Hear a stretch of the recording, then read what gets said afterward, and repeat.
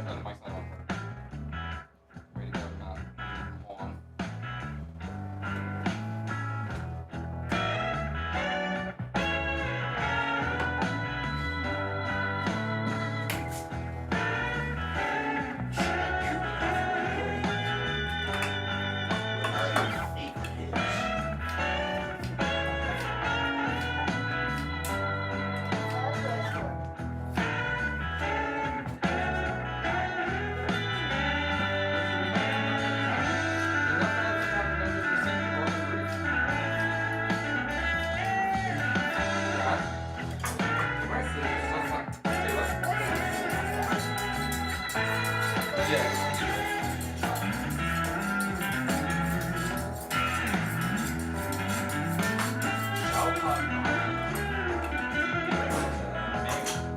Oh, is it? There's a couple good names. There's some names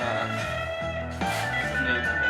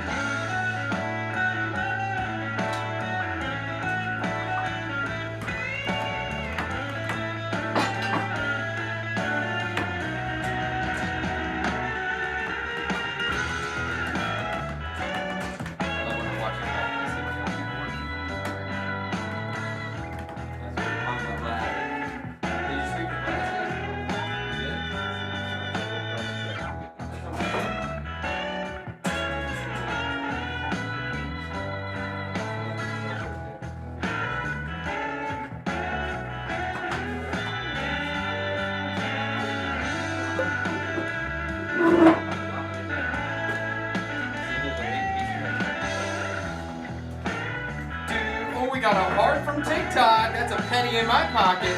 Half a penny.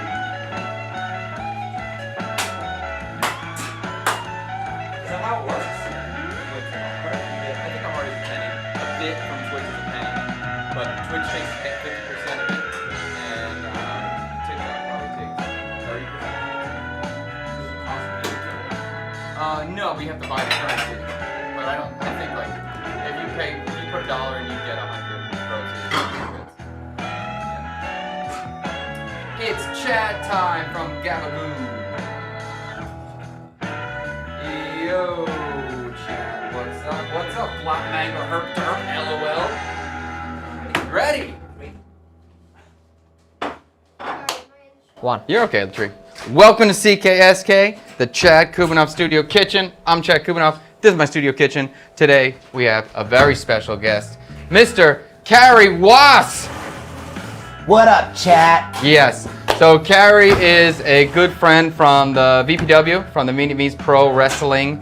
You don't say Vietnamese Pro Wrestling League or Association, just Vietnamese Pro Wrestling. Just Vietnam Pro Wrestling. Just Vietnam Pro Wrestling. Sorry about that. It's Vietnam all right. Pro Wrestling. No E's, just Vietnam. So I met Carrie through VPW for the first time, and our relationship has slowly blossomed over the last few months. Yeah, and Carrie works in D7 all the time, because that's where the Vietnam Pro Wrestling Academy is, and where all the events are. Carrie is a Canadian who's been in Vietnam for how many years now? So 2015 to 2018, and then 2021 until now. Okay, cool. So a long time. Yeah, so we'll learn more about Carrie as we go, but today we are cooking the comments, the show where you, wait, let me do that again, that was bad. Today we are cooking the comments, the show where you pick the ingredients and we have to do something with it. So on a previous episode, we had a suggestion from, he's coming home, Tank's getting it, he's there, he's almost there. Okay, Vietnamese fried chicken and waffles, and we took a poll, and the Vietnamese fried chicken and waffles won. Okay, there we go. Okay, so 18 votes for that, and the abominable Scotsman, we are making Vietnamese fried chicken and waffles today. So I'm excited. If you heard, or if you watched some stuff in the past, you'll know that I don't like chicken and waffles. I don't think it's a dish. I think it's an incomplete dish. So my goal today is to make a complete dish, or what I think is a complete dish in my opinion. So my thought process here, we're gonna make a waffle, we're gonna make chicken, But to make this dish complete, we need a sauce, and then we need some sort of vegetable component, some contrast. So we're gonna make like a spicy, herby salad to put on the side.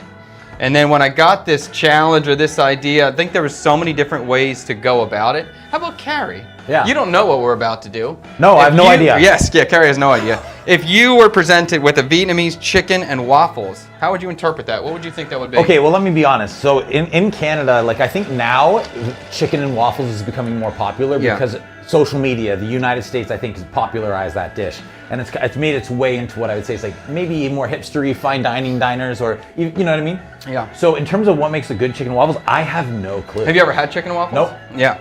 The dish doesn't make sense to me. Yeah. That I'm just having a waffle with a bone-in piece of chicken on top of it, and then that's it. I put some syrup on top, or maybe spicy syrup. It's like, I don't get it. I don't get the whole thing. I guess it's kind of eating like chicken and biscuits, but that still doesn't feel like a complete dish. All right, so but if you were told a Vietnamese chicken and waffle, what would you? Okay, so then I would think that in terms of the sweetness, it would be some type of like fish saucy sweet thing. Okay. Yeah.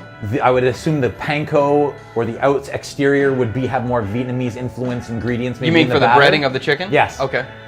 The waffle, I would assume that you're probably going to make it with rice flour. Okay.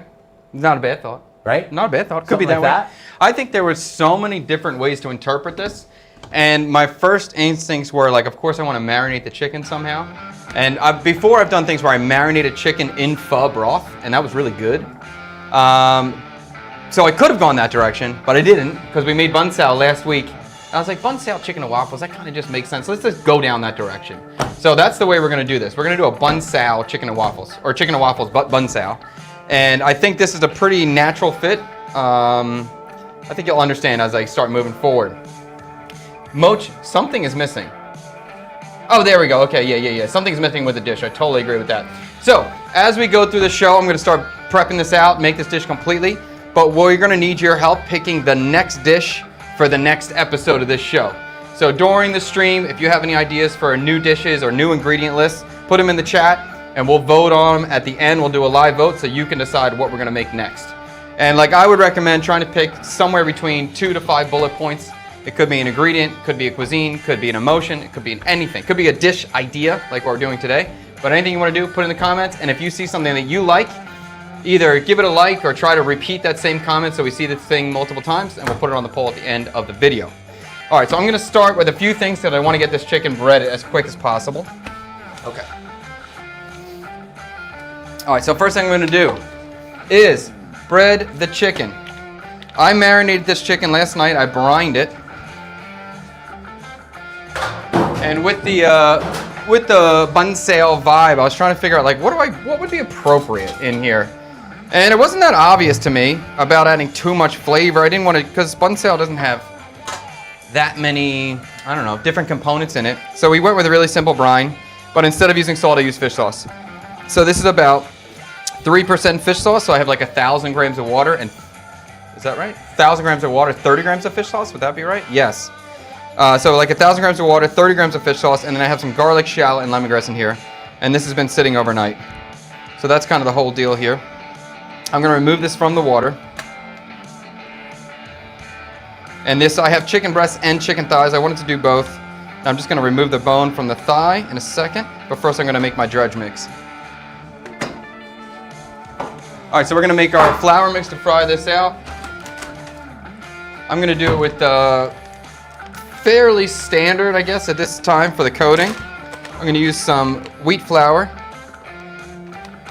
And because this chicken's already seasoned, I don't really want to do too much to this outer mixture. And I'm going to do some cornmeal because I'm addicted to cornmeal right now. I'm going through a cornmeal phase. Make a Thai hot honey using Thai chili. Sweet, savory, add cabbage, egg, almond to make it complete. That's an idea. I'm probably going to go about 10-15% cornmeal just to give it a little bit of crunch. And this is really nothing to do with Vietnam. I just like cornmeal right now. I've been using it the last couple weeks. I just like it. I think I miss it. There's something very satisfying for me about it. We're going to do a little bit of salt in here. And that's really it. This chicken seasoned, I don't want to do too much. I don't want to over season it at all. But I want to dredge this chicken right away as fast as possible so the breading has time to kind of stick and absorb some moisture. I'll get my board out and we'll start breaking down this chicken.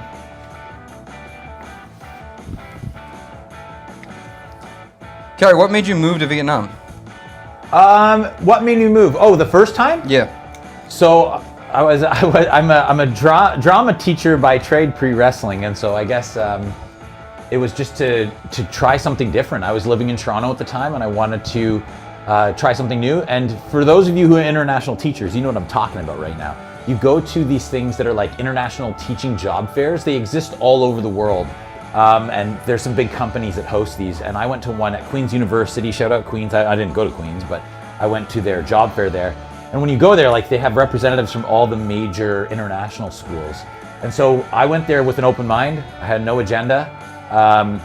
And basically what happens is you hope that either one, a school asks for an interview with you, or two, you just apply to schools and hope that they take you for an interview and that you get offered a job. And for me, I went there thinking potentially Mexico, because pro wrestling. They have a huge wrestling scene there, but I ended up seeing a presentation by a school called the Canadian International School in District 7, not far from here. And the presentation was just amazing. And so then my mind was set on going to Vietnam. There was nothing other than that. I went there with no agenda at all and left with a job offer in Vietnam. But I will be honest, I really had to push for it because I didn't have teaching experience. I had performance experience, but in terms of the teaching experience that I required to get an interview there, I had really none. So you didn't have the drama teaching experience that came. I was new as a drama teacher, seasoned veteran as a performer. Okay. So they ended up being nice enough to give me the opportunity to interview, and thankfully I passed and was offered a job. And next thing you know, I was planning on moving to Vietnam. But that's really how it all came about. That's cool. That's cool. I had no idea what to expect. I knew nothing about Ho Chi Minh City, none of that. I don't even know. What about you? What about me? What? How did you end up getting here? I saw Anthony Bourdain on TV, and I saw that, and I was just like, you know what? I want to eat street food. That just kind of was a thing that triggered in my brain. And after I worked in New York, I worked at Danielle, and I just started telling people I was going to go to Vietnam and eat street food. That's what I just started telling people. And then I just told people enough. My brother told me, hey, buy a plane ticket and then you'll go. So I bought a plane ticket for probably 3 months in the future or 4 months in the future. So I knew I had to go now because I already bought the ticket. Yeah. And that was really good advice. It was kind of a good way to just kind of force yourself to do something. And that was it. Once I got here, I freaking loved it. What is travel though? Initially just travel? I thought I was going to live here for a year, and then I thought I was going to go to India for a year. Yeah. I thought I was going to travel around here for 3 or 4 years, and then probably go back to America. That was the initial thought. And after the first year here, I had the girlfriend at the time, and I was like, I'm not ready to leave. Like, this is, I don't feel like this chapter of Vietnam is done. I'm not ready to go to China or anything like that. You didn't leave because you met mom. Oh, because I met Oh! mom. Yes. Yeah, and I just dug it. Did you connect with it right away? Did it take you a while to kind of settle in? Yeah, I mean, it's a good question. I think for me, I like the thrill of the city, right? In 2015, far less cars. Yeah. So the motorbike driving was a lot more, I guess, I don't know, safe is the word, or easy? It was easier. The motorbike driving? Yeah. Yeah, okay. Because there's far less cars on the road. Yeah. Nowadays, with more cars, I just find it a bit more brain draining. Yeah, okay. But, so, yeah, I loved it. And then, but after I was here, I ended up meeting my now wife, Bernadette. She's from Canada as well. You met her here? Yeah, here. Oh, that's crazy. She was teaching at the international school as well. Oh, that's so cool. Yeah. Oh, that's so cool. So 2 Canadians living here that met here. But she had already been in Egypt for a few years. And then she was here for another 4 years. I was here 3 years by that time. So we decided to go back to Canada, to the West Coast.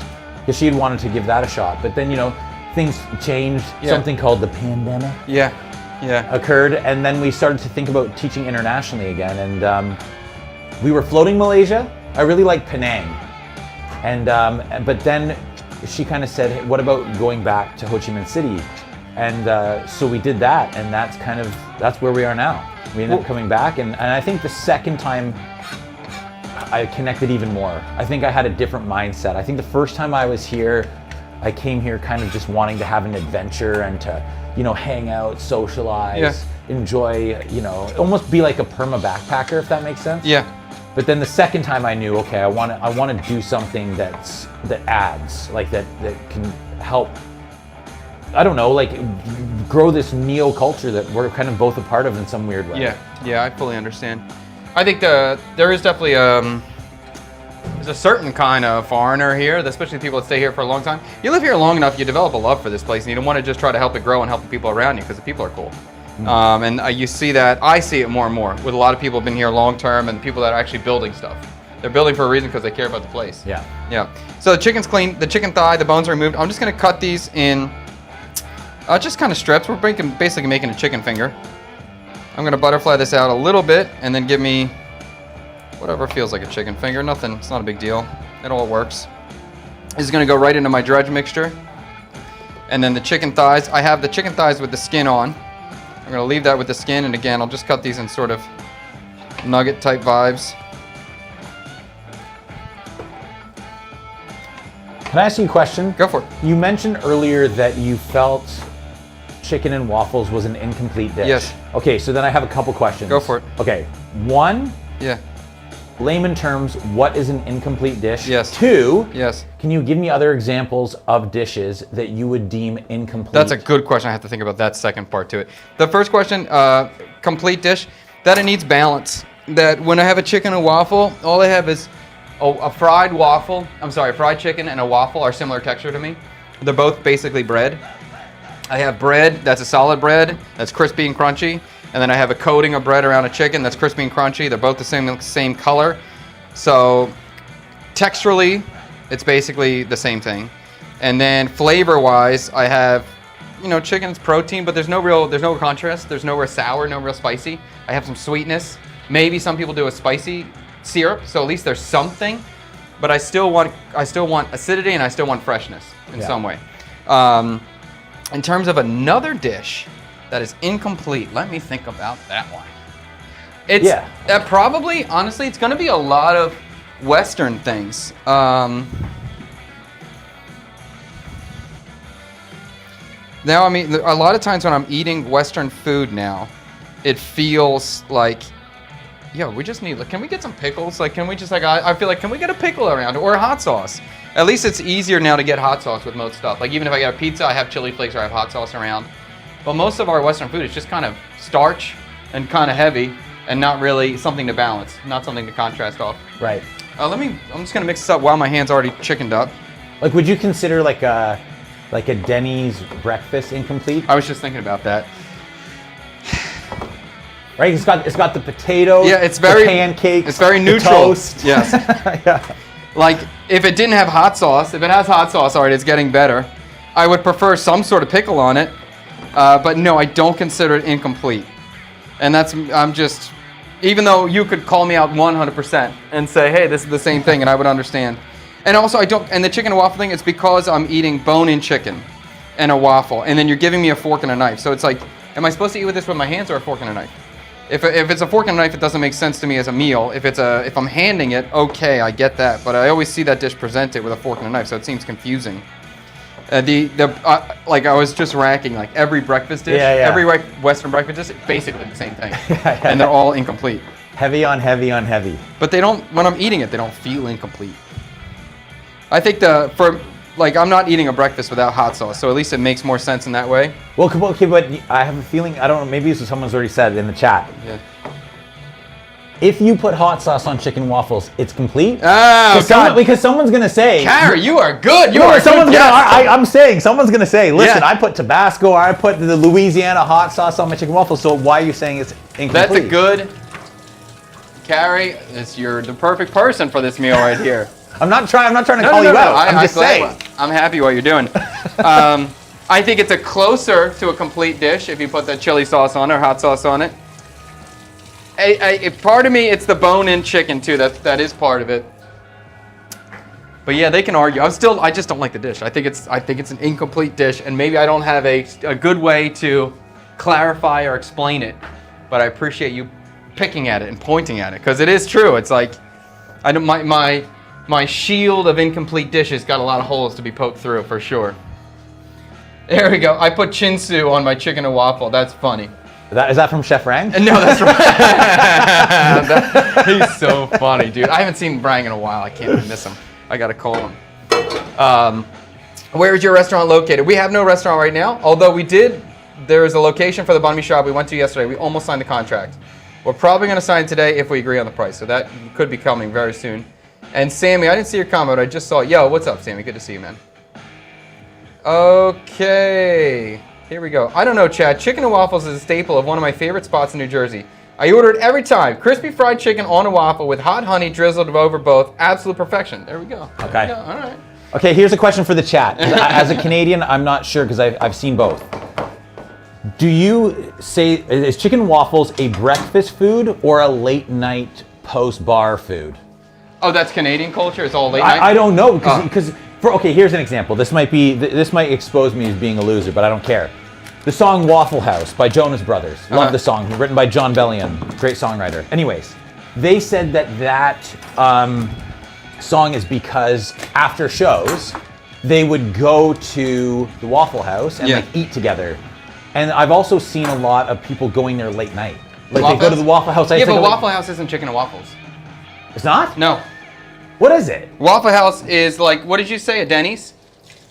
Is that what you call it? Denny's? Like a Greasy Spoon Diner? Yeah. It's not chicken and waffles? No. A Waffle House is not, okay. No. And Waffle House is one of the best restaurants in America. I love Waffle House so much, it's amazing. But yes, Waffle House is a Greasy Spoon Diner. Okay, got it. But just a top tier one. So chicken and waffles breakfast food? Yeah, I think in for American Southern culture, chicken and waffles is a breakfast food. Although it could be a great late night food. And I think if I was eating chicken and waffles late night on a drinking night, I'd be like, this is the perfect meal. Yeah. I love this complete dish. Some people say it both and... Yeah, Mug Spoon's got lunch for me. Brunch food. Could be anytime food closer to lunch. Closer to lunch than breakfast. Okay, so kind of brunchy. Yeah. See, Sammy's got the right palate. Sammy understands. Incomplete dish. At the banh mi shop, will I sell anything besides banh mi? Banh mi and pickles. We might have some specials every now and again. We'll see. But the focus is to make an efficient shop that produces a high-quality banh mi, and we sell a lot of them. That's the goal above anything else. More so than being specials or being cool or being creative. We just want to serve a great product over and over and over again, day in and day out. That's the goal. Kima has a question for you. I also have a question for Chad. Do you remember the red-haired girl working at Same Same? I remember a pink-haired girl working at Same Same. Red-haired girl working at Same Same. Kina. A picture would be helpful. Do I remember anything from a week ago? No. You can ask everybody. My memory is gone. I do remember pink-haired girl, but I don't remember her name. Red hair. No, now I feel bad. Why you feel bad? Hey Chad, what American junk food do you miss the most from the States? That's a good question as well. I've been trying to not eat the junk food, so I'm probably trying not to think about it too much. Cheez-Its are pretty damn good.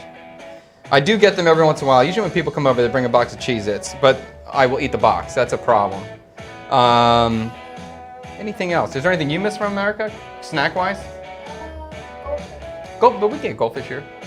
They're hard. They're not that hard to find. No, I think probably the thing that comes to mind is Cheez-Its. Doritos are amazing, but we can get Doritos here too. Reese peanut butter cups. Reese's peanut butter cups? Yeah. Reese? Yeah. Reese's? Or do you say Reese's? Reese's. You Chat, say Reese? is it Reese or Reese's? What is this Canadian I say stuff? Reese. You guys are so weird. I say Reese. I say Reese's peanut butter cups. Yeah, Are we Reese's- saying the same thing? Yeah, Reese's peanut butter cups. Reese's. There's an S at the end of it. Is there an S? I don't know, but in American tonality, there's an S. Reese's peanut butter cups. Yes. Reese's Pieces. So yeah, I say. But we can get that here I too. got it last Halloween. It's not very good. Yeah, and they suck now. Have you Do had they? one recently? Yeah, they're terrible. Shout out to the Yeah. Hershey factory. One of No. my favorite memories as a kid going to Hershey, Pennsylvania, going to the Hershey's factory. You get super cheap chocolate bars there, I'm telling you. I It's will say, awesome. no longer shout out to the Hershey's factory. Your chocolate sucks now. Maybe when you were a kid, I agree. Maybe it was a much more nostalgic and things were good. Pop-Tarts. Pop-Tarts were never my jam. I ate them. And we've had people drop off Pop-Tarts before. The kids do enjoy them. Here's a follow-up question. What's your favorite Vietnamese junk food? Actually, There's a very special fried banana in the Maycom. It's like a banana chip. Yeah. Super, super thin. It has a little bit of sesame seed. Have you ever seen it? No. It's like a chip, like a potato chip, but it's made of bananas. It's incredible. I just bought a bag yesterday, and I'm like, I had to really close that bag up. They're really good. I really like that. Okay, let's move over with the. Where'd you put this? Oh, I just forgot about Cheetos. Cheetos are good. I haven't had Cheetos in a while. So for the waffle batter, we have the chicken already in the dredge, and I wanted that to sit so it the flour would clump up. What's up, Tree? Nothing. Where'd you put this in the round? Don't, Tree, we have a live show going on right now. Don't worry about dumb things. It's no big deal. Okay? We're gonna make the waffle, and the waffle we're gonna be inspired by a Banh Xeo. We're gonna be inspired by a Belgian waffle and a Banh Xeo. So basically, we're gonna take a Belgian waffle and kind of mess up the recipe a little bit. Where's my phone? Did you take my phone? For those of you who don't know, Banh Xeo, it's like what, like a super thin crepe? Thank you. crispy? So, Carrie, you're an excellent guest.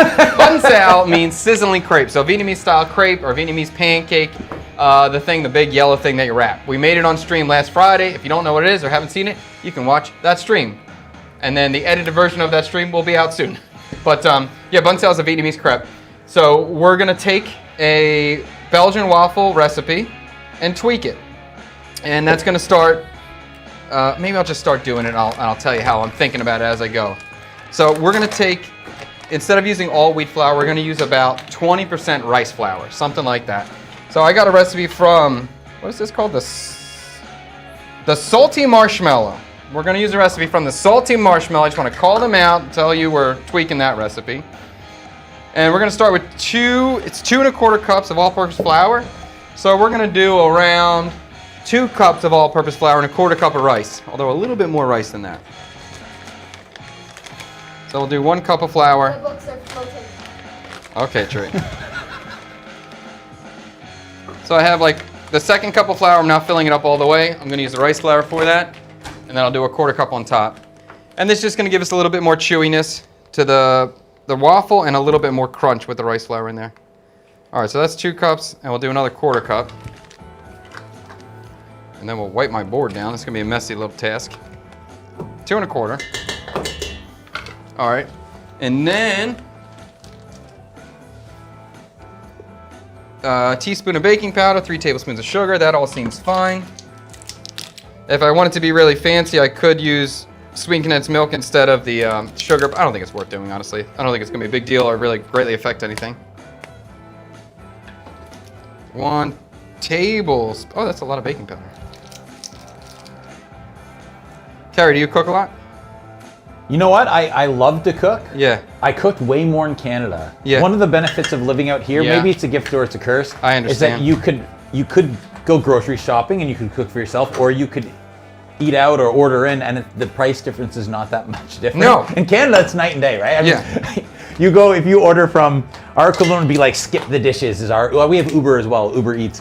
But it's just an astronomically high bill. Yeah. So you go grocery shopping. But here, you kind of can do both. But yeah, I do like to cook. I do like to cook quite a bit. Is there, you cook Canadian food? What do you typically try to go for? That's a good question. I mean, it's a mix. So last night, I cooked Italian. Oh. Oh yeah. Nice. Oh, yeah. Very nice. Did it work out? Pardon me? Did it work out? I think so. Yeah. I guess that What did Bernadette Bernadette, say? if you're watching and it's like your break, you can tell me it worked out or not. There was a lot in the Tupperware container in our fridge, but I don't know if it's because I served too much. Maybe it was the taste. I hope not. But you know what? I just wanted to touch on the Banh Xeo. So Go ahead. first off, super fun food. If you come out to Vietnam, you got to do it. But even to this day, one of the things I still haven't quite figured out is the exact proper way to eat it. So I'll give you a reason why. When you see it on a menu, it looks like a giant crepe, and it's got like seafood or meat inside of it. But then it comes with a bunch of like herbs and lettuce. And sometimes it comes with or maybe every time it comes with the rice paper that you have to soak. Sometimes, yeah. Most times. That is hilarious to see newcomers here try to figure out how to eat this dish. Because on paper, when you look at it, it's easy. Yeah. You just cut this thing up, you put it on, you eat, but then you have all these side dishes and you can see people just scrambling. Yeah. And so if you watch people order this at a distance, you see the dry, my favorite is you see the person take the rice paper, it's still dry, they don't dip it in the water. Yeah. And then they use that and they add the herbs and then they eat it, it's just this crunch, chewy, like they can't get through it. Have you had the rice paper where you don't dip it before though? Because there's some that you don't dip at all. I've not done You know, that. and I always see people when they wrap here, they always like, not always, but a lot of times they'll wrap and they'll like try to take the sauce and put it in the wrap before they roll. They don't dip it into the sauce. They put the sauce in the roll. Don't do that. That's a mess. The sauce is just for the dipping part. Keep your wraps as dry as possible until you dip. Here would be my advice. If you are serving Banh Xeo at your restaurant, be sure to have like a Westerner coach. You know how like, for example, when you go to like some fine dining places, the person's like showing you how to eat the dish. Okay, we do this and that. And they kind of take you through the steps of either the dish being assembled or at least like show you what to do. Does that make sense? You know, like some dessert places? Okay. They should do the same here. Just say like, you'll start with this, then that. But maybe there's actually like, maybe restaurants get a kick out of it. Maybe there's some like... I think a lot of the local Viets will like try to help. If they see you struggling, they will try to help. If you got a good attitude about it, they'll help you approach it. Thank you to all those individuals. Yes. We need your help. So this recipe calls for cinnamon, and one of our variations we're going to do is we're going to use turmeric instead of cinnamon. So it's going to be, I think a teaspoon sounds about right for this. And just the turmeric is something it's going to, not always, but 95% of the time be in Banh Xeo, and give us that iconic yellow color. Shout out to Vietnamese cinnamon as well. The best. Yeah, it's quite good. Oh my gosh. It is true. We do get very good cinnamon here. Oh my gosh. Okay. And the other variation we're going to do for this is we're going to substitute the milk for coconut milk. And to try to make this, it's hard when you're substituting milk and coconut milk because there's a higher fat content. So I'm basically going to combine the milk, which is 2 cups, and the vegetable oil, which is a half a cup, and just do 2.5 cups of coconut milk. And hopefully that ratio is somewhat close to what it should be. And this is going to be a standard sort of quick bread. So we have our dry ingredients, we're going to have our wet ingredients, and then we're going to combine them. Although this recipe does call for eggs that are separated, so we're going to have to whip the egg whites as well. So we'll do that in a second. I may have asked you this before. Go for it. Not on this stream though. How did you learn Vietnamese cooking? I'm trying to think if I knew anything about Vietnam. I didn't know anything before I got here. I just had a banh mi and like I ate pho, but I didn't know anything about it. And when I first got here, I just ate everything I could on the street. I just ate every time I saw something I didn't know what it was, I would eat it. And I would be excited about it. And then my girlfriend, now my wife at the time, I would just always ask her to ask questions to the vendor. And eventually she would can you just shut up? like I don't want to do this. Can you stop? And because I would ask the basic question, they would answer, and they'd be like, all right, let's get a little deeper in here. Can I get the next level? Like, how did you do this? Is there wheat flour in this? Is there rice flour in this? And so the details I learned as much as I could from my wife asking questions, and then I just looked and I just watched what they were doing. I was trying to observe what was going on, and I felt like I had enough understanding of how food worked to kind of figure out what was going on, and understand like, oh, okay, they boiled the pork first. Oh, there's lemongrass in the pot. There's pineapple in the pot. Oh, okay, I get this. So it's kind of slowly, step by step. But yeah, that was it. Really, What was your first toe dip, that you will, like the first dish you tried to take a stab make, at? Yeah. or just look? Oh, just to make. It was probably Thit Cot Chung, the braised pork belly with the caramelized fish sauce, because that technique was cool, and I remember my wife's friend made that like caramelized the sugar. We're gonna do that in a second. Caramelize the sugar, and I was like, wow, that's a cool technique. Scary thing to do, but cool. Here we go. Sammy's got, what do you think about a maple chili gastrique for the chicken and waffles? If I'm doing Canadian, for sure, I would love to do that. I think that'd be awesome. Yes. Sammy's got, isn't poutine the only dish Canada has? Okay, so here'd be my response to that. When I think of like a national dish. While he's talking, I'm just going to separate the egg whites, but go ahead. Okay. So when I think of a national dish, right? I think of I lived in Korea briefly. Kimchi there. It's eaten with every meal pretty much. You know what I mean? So that to me is like a dish that is embedded in like your everyday eating experience. Whereas Canada, we're kind of a melting pot, and is what makes us awesome. But there's no real Canadian dish. So people might say like, oh, poutine is like a Canadian food. In terms of its origin story, likely, but is it something that we eat often? I wouldn't say that's the case. Really? No, Tim Hortons. Tim Hortons is our Canadian dish. Yeah, if my stats, you can check me online. I'm pretty sure that Tim Hortons is still the #1 fast food chain in Canada, whereas most countries, McDonald's is usually the #1. So Tim Hortons is like bagels and cream cheese, donuts, muffins, sandwiches, wraps, coffee obviously, iced cappuccinos, that type of stuff. But that is very popular. If you were to go to Canada, you would see that everywhere you go. So I definitely have heard of Tim Hortons a lot. yeah. What is your go-to Tim Hortons order? Do you have a go-to? Yeah. It would be an everything bagel with urban garlic cream cheese. If I'm feeling fancy, I'll add bacon and cucumber on that. And Bacon and cucumber. Yeah.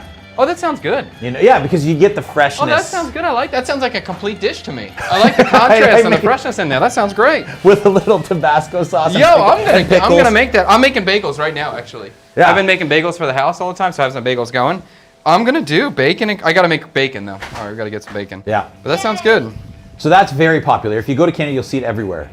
There's this famous ad that came out where there's a family that was moving to Canada. And as they exit the airport, the first thing they're greeted with is a Tim Hortons coffee. Yeah. It actually is like a tearjerker ad. But the funny thing is it's true. It's like as soon as you leave the airport, anywhere you are, like one of the first things you'll see is a Tim Hortons. That's funny. So they have some solid real estate. But yeah, in terms of other things that Canadian, I don't know. Yeah. Some people would say pancakes and maple syrup, but I'm sure we've taken that from somewhere else. Yeah. But yeah, poutine's popular. Like if someone's visiting Canada, they'll often want to try it, but it's a KO food. You eat it and you're done for the day. I never really thought about it. What is a fruit that you guys grow well up there? Is it apples? Apples. We have blueberries. Yeah. Like that's a big thing when you're a kid. You can go berry picking, strawberry picking. Yeah, stuff like that's really fun. Yeah, that would make sense. Okay. Carrie, you have a fellow Canadian in the chat here. What part of Canada? What part of Canada? What part of Canada am I from? Yes. Grew up in Barrie, Ontario, and then high school in Toronto. Let's go. Well, I'll tell you what, Mr. Nam T7749 does not like Tim Hortons. No, not a fan. Not a fan. Fair enough. He says, you know what? The quality has gone down. So my understanding was, okay, McDonald's wants to be #1. So their goal was to beat Tim Hortons in breakfast. If they could beat them in breakfast, they would win. So my understanding is that like McDonald's bought the coffee beans that Tim Hortons was using years ago. Yeah. In hopes that they would capture the coffee audience. So then Tim Hortons, I guess, changed their bean supplier or something. You can all check me on this if I'm incorrect. Anyways, my understanding was that even still, people still went to Tim Hortons. Oh yeah, they're still brand loyal. But I see what this individual is saying. If the quality's gone down, I've not been there that long, and even if I am home, Tim Hortons is not necessarily something that's like on my first thing to do. There's many other places. If I like going to Toronto nowadays, the restaurant scene's changed so much, so I'm trying new things there. But hey. How about Dunkin' Donuts? Have you been to Dunkin' Donuts? Somebody said Boston, Massachusetts. Somebody said Dunkin' Donuts is better than Tim Hortons. So I know D&D, but I don't know Tim Hortons. It would be that. I think that's a very good comparison. Dunkin'. What do you think is better? What do I think is better? Yeah. If you're not brand loyal, if you could be not biased. Or is that possible? I don't know if I've eaten enough of Dunkin' Donuts to even give a fair assessment. Is there still one here in D7? No. There was one. There was Dunkin' Donuts here before? There was Dunkin' Donuts. Really? In District 7. Near Ann-Am's. This would have been 2015 to at least when I left, I believe they were still there. Really? Yeah, That's cool. Yeah. Well, I guess that's not cool. It's gone. They have it in Thailand. Yeah, I saw it in Thailand. And there was a Baskin Robbins over in D7, but that's gone. Baskin Robbins was just so expensive. Yeah, Baskin Robbins we've had. We have Starbucks, McDonald's, obviously.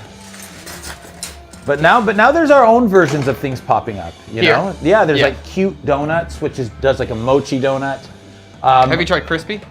Crispy? I've tried Crispy's Crispy. good. Crispy's good. We actually have like a real donut place now. Crispy is legit Krispy Kreme. I don't want to say copy, but a donut that is very similar to the quality of Krispy Kreme. So it's quite delicious. And we have a place called Dosh or Dosh. I've heard that. I haven't gone there yet. Okay, look it up online, my friends. DOSH. That's the breakfast sandwich place? Okay, so they do really, what do you call it? wild looking donuts where you can like insert it with ganache and stuff. Oh, okay. They have the okay. syringes sticking out, really over the top. I think I saw a place, Tosh, maybe, that had like a egg sandwich.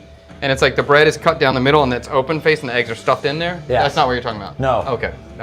I haven't tried that one yet. Stick Girl says Dunkin' is trash. Oh my God, battle of the mid. I like that. People giving you a lot of love in the chat. Carrie. Oh, Dosh is good. Somebody else agrees. Okay, cool. Yeah. This is about Crispy. The donut shop in Crestman Mall has like 20 people working, but just standing there. That's the Crispy spot. Yes. And dude, the glazed donut there is really good. It's actually great. The beverage service is trash. We waited 25 minutes for a black coffee and a matcha latte, and like I ate my donut. I want my black coffee with the donut. They give me the donut. The coffee comes 20 minutes later. I take a bite of the donut. I just have it sitting there because I'm just waiting for the coffee. You know, I want to have them together. That was not cool. Maybe it was a marketing idea that they're just like, now he'll get another donut. Bad idea. Crispy, you need to work on the beverage program at District 7 Crestman Mall. The donuts are great though. You're doing good there. Okay. Chad, what is your favorite wrestler of all time? Right now, this is gonna be a crazy answer. The Butcher Man. I love the Butcher Man. I love the Butcher Man. The Butcher Man is somebody, a Singaporean wrestler who is often in Vietnam Pro Wrestling. But is that Tree's favorite wrestler as well? I don't know. Well, he loses some points because you know what. Yes, the Butcher Man and Aries. Yeah. The Unstoppable Force. They had a battle. And they were fighting with a real Dorian. Yeah. And as the Butcher Man swung the Dorian at Aries' head, it rolled out of the ring and slammed into Tree's shin, and he got hit with a Dorian. It was crazy. And then the Butcher Man came. Butcher Man is a very scary guy who has a knife in his mouth, and he's got blood. He's always like drooling. He's almost like an over-the-top animated villain. Yeah, he's like very cartoonish, he's kind of like, mohawky. He's kind of like Texas Chainsaw Massacre. And like Kane put together, or like what's Mr. Sacco? Mankind. Mankind. It's like Mankind and Texas Chainsaw Massacre kind of vibes. So, but after he threw the Dorian and hit Tree, he ran over. He's just like, "Hey, brother, you okay? You okay? Yeah, you're okay. All right, let's go." And that was fun. So to add a little bit of detail, so he's meant to be a heel in wrestling, like the bad guy. We have babyface is good guy, heel's a bad guy. But in this moment, because everyone caught him apologizing and saying like, "You all good?" and everyone was terrified. He's now the biggest baby face. Like even though really? Oh my God! To the rest of the crowd too. People love him. Oh, he's so good. That's great news. People look at him now. Even though he comes out and he's doing his evil thing, everyone's kind of like, he's a good guy. How does he feel about that? Is he? I don't even know if he's fully aware. His Maybe he knows now. If you're watching, Butcher Man, people love you. But he came out and. Our last show, and he was wearing kind of shiny glasses with Miles Carew, who's from Malaysia, and people were just cheering him. Yeah, you know? Those guys are good. Both of those guys are really good. Yeah. But I guess in terms of like old school wrestling, when I was growing up as a kid, I always liked Razor Ramon. I did like Mankind. Those are kind of the two that stuck out the most to me. Those are the ones that I remember, because I kind of watched wrestling when I was a kid, and then I stopped, and now I'm just getting back into VPW just because I love the crew here, and I love performance. But when I'm thinking as a kid, that's what I remember. So that must have been the strongest impact to me. And The Undertaker, of course, too. And then I feel like Stone Cold Steve Austin and The Rock, I like them, but I thought like they were too cool, so I didn't like them. Like they were too popular, you know, that kind of vibe. Yeah, but it was fun. And it's cool now that my kids, they had no idea or connection to wrestling. And now with VPW, it's kind of like in their brain a little bit, and they're really enjoying it. Yo, Yellow Dragon Tang. Is Kick and Twitch lagging like crazy for anyone else? Let us know. We'll put Tang on it if we can get this back to the mission here. Oh, but this is good. Tweet back to Banh Xeo topic. I never understand why some Saigonese, is that a word? Saigonese is a word. Wrap their Banh Xeo in benchang. To me, it kind of takes away from the crispy texture, the pure flavor of the Banh Xeo. So when he's talking about wrapping it in rice paper, I'm a rice paper guy. It depends. As long as you give me big enough mustard leaves and lettuce, I don't need it. But I think I like rice paper on the table because I think it makes it a lot easier for people to wrap. And if you're not skilled at wrapping, it's hard to do it. And a rice paper can really help you to make that complete, to get the wrap solid so it's nice and tight and not messy to eat. Can I give a shout out here? Go for it. Sammy D, Ultimate Warrior Hogan, yes. WrestleMania 6, Skydome, Toronto, Ontario, Canada. That was like the equivalent of the Avengers Civil War, Captain America, Iron Man, but with, man, Ultimate Warrior, babyface. Hogan, babyface. I'm a huge fan. Ultimate Warrior was mine as a kid. I thought that guy was like a walking, talking, living superhero. If you don't know, Carrie is like a super fan of Yeah. wrestling. A super fan. Yeah. And he was just in Japan. Let me, I'm going to start whipping these egg Yeah. whites, and you can tell us that Japan story because it's cool. Yeah. But I have the egg whites and the egg yolks are separated. And I'm combining, I had 2 of these, I opened 2 of these coconut milks up. It gave me 2 cups. I don't want to open another one up and waste it, so I'm just going to top up my last half cup with cow's milk, just because I have it, and I don't want to waste the coconut. People So- in the chat really like your shirt, Carrie. Oh, he's got a story. He's so pumped that you said that. Oh my goodness. But hold on. I'm going to add my dairy and my coconut milk into my egg yolks. So this is now my wet mixture. And as I said, I'm not going to add any oil. I'm just going to use the fat from the coconut milk, hoping that's going to be enough. I think it will be. And I believe that's all I needed. Okay, so I'm going to whip the egg whites while Carrie's telling his story about Japan because I think it's cool. Go ahead, Carrie. Let me whip these whites. Yeah, sounds good. So for those of you who are like wrestling fans, you might know this already. If you're not a wrestling fan or disinterested in wrestling, I'll try to make it as interesting as possible. Regardless, okay, so most people associate wrestling with the World Wrestling Entertainment, WWE, or AEW, All Elite Wrestling. So those would be the 2 big American brands, global brands, and there's also things like TNA that is very big as well. But in Asia, the biggest brand is New Japan Pro Wrestling. I mean, WWE is, I would still say, is the biggest, but in terms of Asia's biggest wrestling brand, New Japan Pro Wrestling. So I had the good fortune of being able to go to Japan recently and attend an event called Wrestle Kingdom 20. So Wrestle Kingdom is the equivalent of WrestleMania. They had 50,000 people in attendance, and the reason why the attendance was so high, I believe, 50,000. Yes, the biggest crowd since 1998 when a guy named Antonio Inoki retired. Antonio Inoki would be the Hulk Hogan, if you will, of Japan back in the day. For now, the John Cena of New Japan Pro Wrestling, his name's Hiroshi Tanahashi. So much like John Cena recently retired, Hiroshi Tanahashi was having his final match, which is why the attendance was so high. Was that the guy who was at the VPW event? No, so we had a guy named Fugo Yumeji who I saw when in Japan, but Hiroshi Tanahashi is now the president of New Japan Pro Wrestling. Oh, okay. And it was his last match, and it was very cool to see. Very emotional, you know, with a lot of people crying in the audience. He waved goodbye, lots of speeches, lots of flowers given. So I was there to check that out, as well as travel with my family. But it was wonderful. I had a good opportunity to perform in Japan at a place called Toudoukon, Toudoukan. It's like the world's greatest professional wrestling collectible shop. So that's where I got this shirt. It's Rocky Maivia. Okay, Rocky Maivia. So that's The Rock's character before he became The Rock. And this place, Toudoukon, they do shows, they do Q&As, they have a store that's like a museum that you can buy things at. When I was there, actually, they had Andre the Giant's pants and shoes in the window. It's a museum, but you can buy the stuff. It'll blow your mind. How much are Andre the Giant's pants and shoes? It was a lot. It was like 2 million or something yen, Yeah. so whatever that was. But someone had bought them, but my understanding was like the owner had not yet claimed them, so they were still in display. And But- how big were the shoes? Did you see a shoe size? Oh, the shoes were massive. Massive. Like clearly custom made. The pants were massive.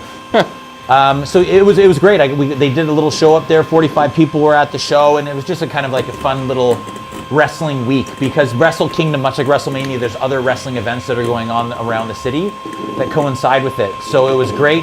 And who knows, maybe we'll do something VPW, New Japan Pro Wrestling related down the line. It'd be wonderful. So stay tuned. That's cool. And there's a lot of people in the chat who like wrestling too. Oh, that's good to know. Yeah, people. You've seen Tanahashi retired. Lucky. There's a lot of wrestler fans. That's cool. Actually, here's a funny Tanahashi story. It's true. So 2013, I believe, I went to Japan for the first time. I was with my mom. I was living in Korea. She came and visited me there. We ended up going to Japan, and we went from Tokyo straight to Kyoto. It's a bit more calm. So New Japan Pro Wrestling had a show in Kyoto while we were there. And as we were taking a taxi to go watch the New Japan Pro Wrestling show, I saw a guy in a hooded sweater jogging. And as the cab drove by, very quickly I went, oh my gosh, that's Hiroshi Tanahashi. Yeah. So I got out of the cab and I yelled at the top of my lungs because he was like, 150 yards away at this point, and I just yell out, Tanahashi! Yeah. And he turns around. Yeah. And he ended up coming back, and Yeah. I got to take a picture with him.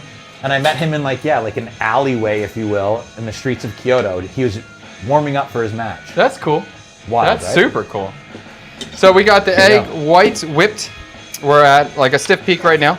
Very cool, right? And I'm going to start combining everything. So first I'm going to take my wet ingredients, give these a little mix.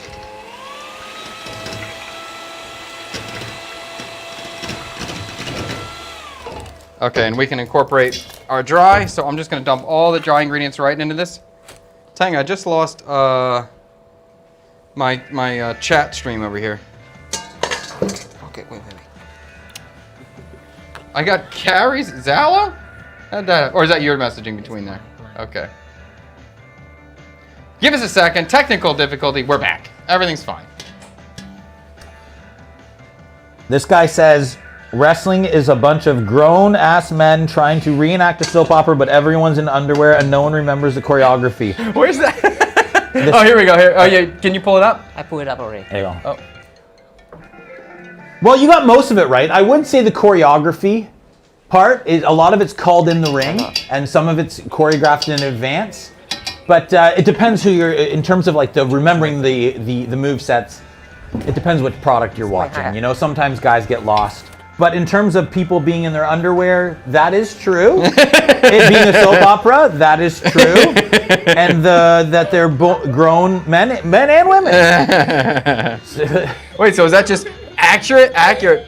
Trying to reenact a soap opera, but everyone in underwear not remembers the choreography. I would say they do enact a soap opera, not trying to, and everyone's in underwear, no one remembers the choreography. I think they remember the choreography. What I think is cool is that there's a loose plan of how the show is going to go, or the moves that are going to happen, or maybe how it's going to end. But everything is in the moment, and they're trying to they're playing to the crowd. If they hear the crowd, they may adjust to it. There's no real locked-in procedure, and there is things about potentially.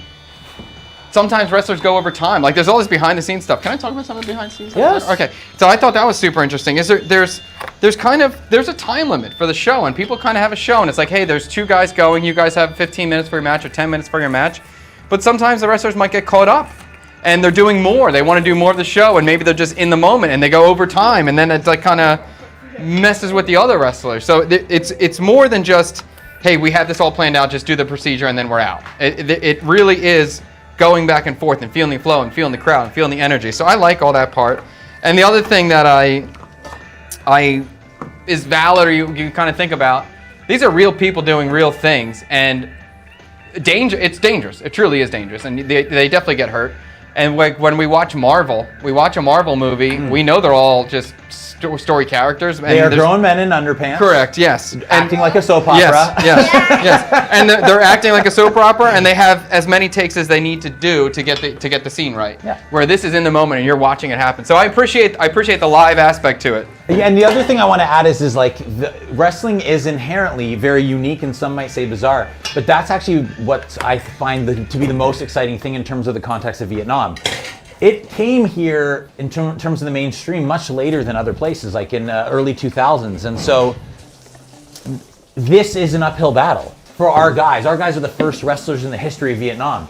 They are trying to not only make wrestling more popular for fellow countrymen, but they're also introducing it. Yeah. And that's always going to be a challenge. And so part of the thing that we do with VPW is embrace the bizarre nature of it. Yeah. Right? The more serious you try to take something that is inherently a bit fun and over the top, it might be a harder battle. And so one of the things, if you come to a VPW show, is like we try to make it as fun as possible. Embrace the fact that you're witnessing something that we know you're watching and going, what is this? And so I appreciate whenever someone says like wrestling is weird, or it's people in the underpants, like I totally get it. And even my ring announcing, I play the expat, Xavier Patrick's, and when I watch other ring announcers do it super formal, I thought that's not going to work in this context. So my character is way over the top, way colorful, very influenced by Canada's own Jim Carrey. So Yeah, I love it. Yeah, I think it's a hoot. I mean, I really just enjoy, it's just fun. Yeah. I enjoy the fun nature of it, or I enjoy the chaos of it. I enjoy just the high energy of everybody screaming. So it's, you know, there's definitely people who are better and worse. So you see some people where maybe they need a little bit more time on timing and getting the timer right. And then you see the guys who are really good, and every time you're like, oh my God, did that hurt? Like, especially when you're sitting close and you can really see it. And that's what I appreciate about the VPW. When Carrie came, we were like, all right, we're not going to talk about VPW. We're just going to talk about you and Canadian and the trip here, but we just funnel it in there. But when I saw the VPW for the first time, it was just so exciting and so intense, and the kids were blowing up. So I become a fan right away after that. Well, and it actually, in terms of like bringing it back to the food, what you're doing with this show is what we're doing. Yes, we're taking I agree. something that is inherently maybe based in, let's say, Western roots. So let's say chicken and waffles, right? But then the challenge is, how can you make it Vietnamese inspired? How can you take these two things and bring them together and make something wholly unique? And that's our challenge, and that's what we love doing, right? It's an American art form that we're trying to make feel local and also define it in real time. Vietnamese style wrestling is being defined by us show after show after show. And so it's really fun to see our guys, our roster kind of define what that is, just like you're doing with the chicken and waffles. Yeah. What is Vietnamese chicken and waffles? You're the one trying it right now. Yeah, that's why I at this point in the game, like, I just appreciate humans. Any human that's performing, I appreciate that. In any context, if you're a performer, if you're really living in the moment and doing something in the moment, I like it. So that's where a big thing for me. Where do I see this? Hey Chad, any Rex for a chef's knife? If you're in America, I think you should get a Victorinox. I think Victorinox is all you need. It's probably about a $40, $50 chef's knife, and it's great. It's great. It'll last you forever. I assume we're talking about a budget startup knife kind of thing. If I was in Asia, I'd look for a Kiwi knife. They're not as good as a Victorinox, to me, in my opinion, but it's a great value. I think a Victorinox is the best value you're going to get in the West, and a Kiwi is the best value you're going to get in the East. So take it for that. So my dry ingredients are combined. I'm going to throw in some minced scallion, because that's always going to be in a Banh Xeo batter. And then I'm also going to fold in our egg whites. So I combine the liquid with the dry, and now we're going to fold in the egg whites and try to keep that air in there. So I'm just going to start with half. And I'll mix this up.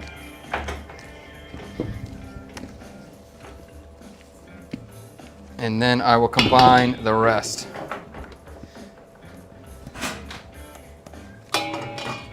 Take that. So what is this doing to the batter right now? The egg whites are just going to make it lighter. So we incorporated air into the egg whites, so now we're incorporating air into the batter, and it will just make it a little bit fluffier. And that's going to be good. So we'll put this to the side. We'll let this sit a little bit. And now I'm going to go ahead, and I wanted to, maybe I'll do this first. Okay. So in my view, to make this a complete dish, I'm going to serve this with like a little bit of salad, a little something refreshing and crisp on the side, and that's going to be a bean sprout salad, because bean sprouts are always going to be inside of a Banh Xeo, so we're going to use the bean sprouts as a salad on the side. I got some water coming to a boil, and I'm going to blanch these in a second. I guess while I'm waiting for that to blanch, I'll cut my cucumber for the salad as well. You're okay with chili, right? Chad, Oh yeah. Okay, great. Dad is making a fried chicken waffle, right? A chicken and waffle. Yep. This guy forgot. There's all the throwbacks in discussion. That's funny. Yeah, Victorinox right here. Someone's recommending a shun knife, which is a Japanese style brand, Damascus style. It is a good knife as well. Good knife as well. Definitely a higher price point than the Victorinox, but I can't talk bad about it. The only thing I would say about a shun is some people don't like the handle shape. I like the handle shape. I think it's nice, and I can't deny they look badass. The Damascus steel is pretty freaking cool on them. Dad, what's this? I just made brown butter chocolate chip banana bread. Well, that sounds great. It's banana bread made with brown butter. Oh, it's brown butter. Brown butter is butter where the milk solids are toasted when you melt the butter and cook it a little bit. It's very good. It's very good, and it's getting very, very popular for people to incorporate that into baked goods because it adds a little bit of savoriness to this. So I'm going to cut the cucumber to a similar size as a bean sprout. Try to keep the cut similar. Try to keep the salad similar, rather make it kind of slaw-y. When you got here, Carrie, have Yeah. you seen, what's like the biggest difference you've seen in Vietnam over the years? How it's changed in front of you? Can you Very good pinpoint that? question. Yeah. It's hard to put my finger on one thing. Here's the example I've said to other people before. When I was born into New York being great, Paris being great, Toronto being great, right? Mercer's also good, by the way. Go ahead. So like things like the Brooklyn Bridge, that existed when I was born. It was just bestowed upon us. You know Oh, what yes, I mean? that's a good The point. pyramids, you know. But and when I'm thinking of like iconic cities, Tokyo, they were good, like great cities. So since being here in 2015, the coolest thing is that Ho Chi Minh City is becoming a world-class city in real time. Yes, that's true. So when it comes to like what's been the biggest change, everything all the time. You know, like I remember actually walking down a street that I live near in District 2, and there was like 3 or 4 new restaurants that had and it's like, what? When did these pop up? Or there's a new water bus terminal that popped up, and I'm walking by it going, when did this get created? And so that's the coolest thing. Things change here all the time. I mean, I was here for when Landmark 81 was a hole in the ground, to now it's being... Oh, wow. Yeah. Oh, yeah, that's a big deal. Yeah. What's a I don't know. Okay. I'll take care of this, okay? Bro snuck in Toronto and thought we wouldn't notice. What does that mean? Snuck in? Snuck out? Snuck in? What do you mean by that? I don't know. Maybe I said the city name. I don't know. Or maybe the WrestleMania 6 reference. I mean, because Toronto is home to some of the greatest wrestling events of all time. WrestleMania 6. Is that real? Ultimate Warrior Hogan. Also at WrestleMania 18, I was there live. The Rock versus Hulk Hogan. Really? Yeah. Oh, that's a good one. That's a good one. So we got a few good wrestling events there. I'm sneaking in the TO references. That's cool. Toronto Raptors 2019 champions. An NBA, that is. I'm going to, I was trying to think how I was going to incorporate chili into this. And I think I'm going to put it in the side salad. I could make the syrup spicy, but I think we're going to leave that not spicy, mostly for this young man back here to try it. So I think I can make the salad hot. Are you using real maple syrup? No, I'm not using any maple syrup. Oh no. No. All right. Spoiler No. alert. Yeah, I'm going to just cut the chili. Wait, is this going to be a problem? No, I think it'll be okay. what? I'm just worried about getting chili on my board. But I'm going to cut this thin.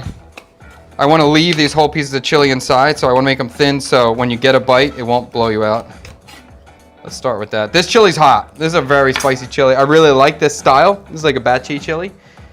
This is probably my favorite chili in Vietnam. I think the flavor's good. Actually, I think the flavor's the best. But they're very hot. It's kind of, in my head, I sort of think of this as a habanero. Great flavor, lots of power. Be careful. Yeah, they're tricky. So my father-in-law ordered pho, and it came with a little satchel of some of those chilies. Yeah. But because of the color, and it almost looks like it could just be like maybe a jalapeno, maybe a little lighter. Yeah. And he loaded up the broth with it. They're dangerous. And it only makes it worse over time. Like the bottom of the bowl, that's like the tea Oh, yeah, that where it steeps the drips. longest. He was fired up. Yeah. But he was trying to hide it, you know? Yeah. This is an interesting one. Maybe this Carrie's going to help you better than I am. Chad, any tips on saving my gas bill during the winter? I don't even know what winter is anymore. What do you mean? What is it? Any tips on saving the gas bill? Saving on your gas bill during the winter? I don't know. we don't have that experience. Yeah. It No, gets we're the wrong expensive. guys. Our AC, like mine's the AC bill. Like, yeah. What's up, Ben? We already went through this favorite wrestler. For me, it was Mankind, Razor Ramon, Undertaker, and I think Carrie was Ultimate Hulk Warrior as a Hogan. kid. Hulk Hogan, yep. Bret Hart, of course. Let's go. Oh, it's a joke about Toronto not being on New York City's level. Let's see what we got here. Chad, over the years, I've seen you make all kinds of delicious salads, and honestly, your salad-making skills are underrated or not talked about much as it should. I agree. My salad making is top tier. I'm just kidding. You know what? Chad's the king of it. Like, it's the pickled things that you make on the side. People tell me that. I don't know why people struggle with pickles, but I've had multiple people, even like people that are foodies who eat out a lot, who like just say, I don't know what, the pickle I make are good. I don't get it. I try to make things balanced, and I guess that's the case. But even Dancy's a Vietnamese food blogger. His wife just said something. She was just like all about my pickles. Yeah, because and also Thanks. when I was here for the kind of pop-ups. Yeah. you would have a dish and you'd say, also, I have a little side of this if you want it Yes. for this dish. Yes. And then what would happen is, once people tried that, they'd do two things. One, you'd say, do you want it for this dish? And people would be like, yeah, I'll add it to this as well. Or they'd go, I wonder what that earlier dish would have tasted like with that. Yeah, can I have those pickles again for this one? I just want to go to here right now, Uncle Hui. How did the Bumba Hui ravioli come out? Amazing. 10 out of 10. Everyone that ate 10 out of 10. They were fantastic. That was a killer. The full stream is up on the Chad Kubanoff page.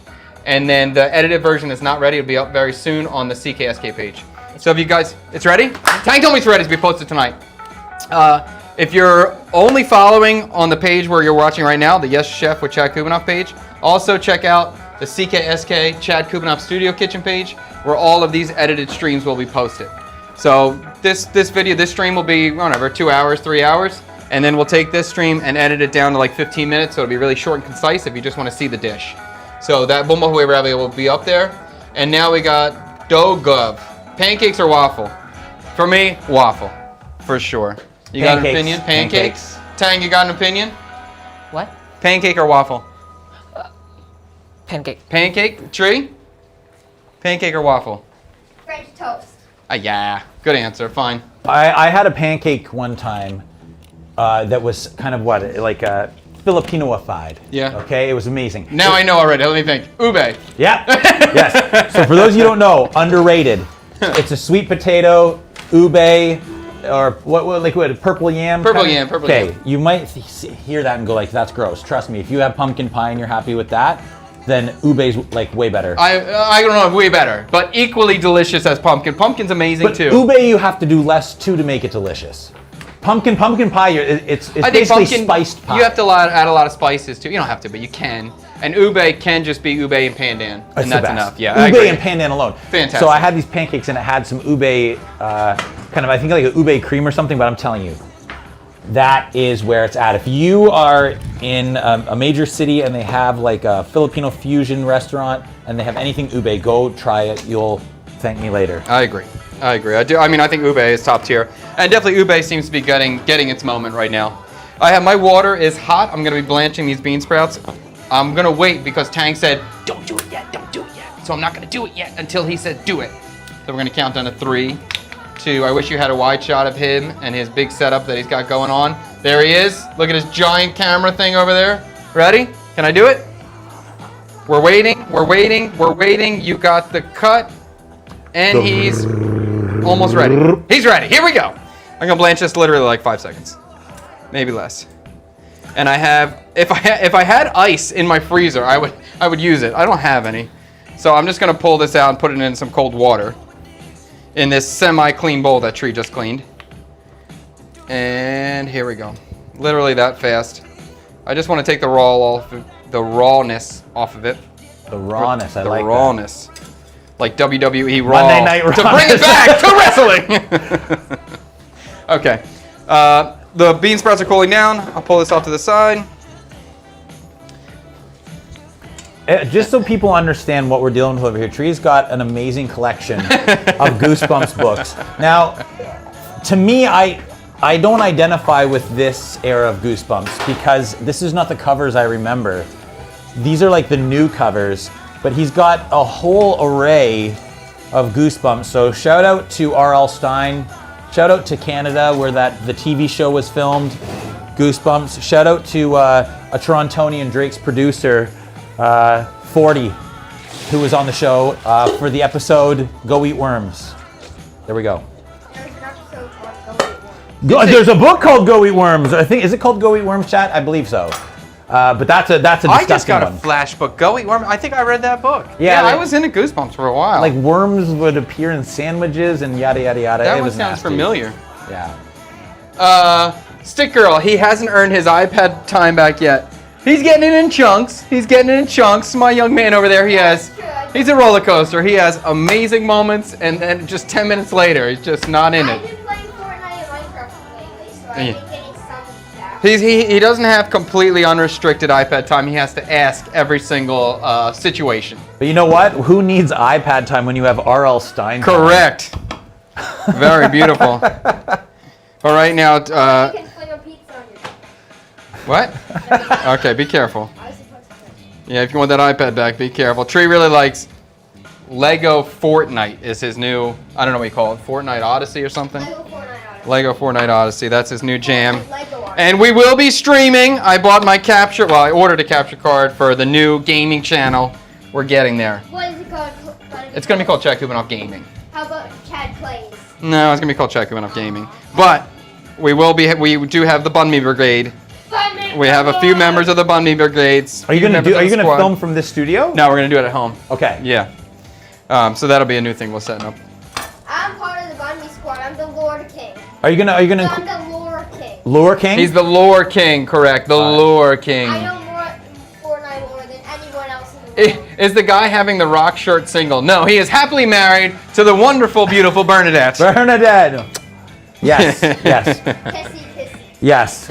And anybody who's willing to be a loving, caring wife and also put up with the person who's a massive wrestling fan and now involved in pro wrestling is a keeper. Do you, when you're at the house, are you always high energy? Do you shut down? No. When you're at the home, you really focus. Yeah. Yeah, focus. Sometimes though, I think it comes out in moments. I mean, she'd have a better answer than me, but I would say pretty chill. Yeah, okay. Pretty chill. Okay. I'm trying my best to also find ways to not work on wrestling related things as much while at home, which can be difficult. But, you know, my home office is covered head to toe and wrestling everything. I definitely think anyone who is a husband or wife or girlfriend or boyfriend or to a performer is definitely get some extra points. Yeah. Like as a performer myself, there's times where I think at home sometimes I can be super high energy, so it might be hard to be annoying. And then other times I'm just down. Like get away from me, leave me alone right now. I'm off. I turned off. Just let me marinate here a little bit. So it can be hard, I think, to be a partner of somebody who's on stage or performing all the time. I think also too because you and I are both trying really new things. Yes. In their origin phase. Yes. Are very questionable, right? Yeah. Like because when I was teaching and then doing wrestling essentially like, you know, on the side. Yeah. It took up 24 hours, it felt like, you know what I mean? Yeah. And it's also Are just you like full-time VPW now? I'm committed full-time to VPW. Yeah. Wow, that's sick. Yeah. That's awesome. Okay. Yeah. And so, but like I'm assuming with you when you kind of, you know, saying that you want to do a food channel, you're editing videos, Yeah. and you're in the inception origins phase. Yeah. It's very like, what are you doing? Yeah, and there's like almost like little faith, a little bit like, are you sure it's gonna work? Just trust me. Just trust me. Yeah, I said that so many times. Yeah, just trust me. I'm gonna keep going. Yes. Can I have the chocolate bar found in my bag? No. After lunch. It's nice that you asked though. Yes. Have it after this. This is gonna be delicious. It will. So I got some shallots cut here. I'm gonna finish making our salad. I got the cucumber. I got the chilies that we sliced. I've got the shallot. And I will have a little bit of the bean sprouts, which are now drained. So the bean sprouts, I cool down, I drain them. We're gonna throw this in the salad as well. I'm not gonna toss it yet, because I think I'm gonna add some vinegar. Actually, you know what? Maybe I will. No, I'm gonna wait on that. I'm gonna finish this part later. I'm gonna let this sit for a while. All right, the next component for me is gonna be the sauce, which has to be a syrup of some kind. And then we still have to kind of get the Banh Xeo effect in there. So we're gonna make like a caramelized fish sauce, sort of glazy, syrupy thing.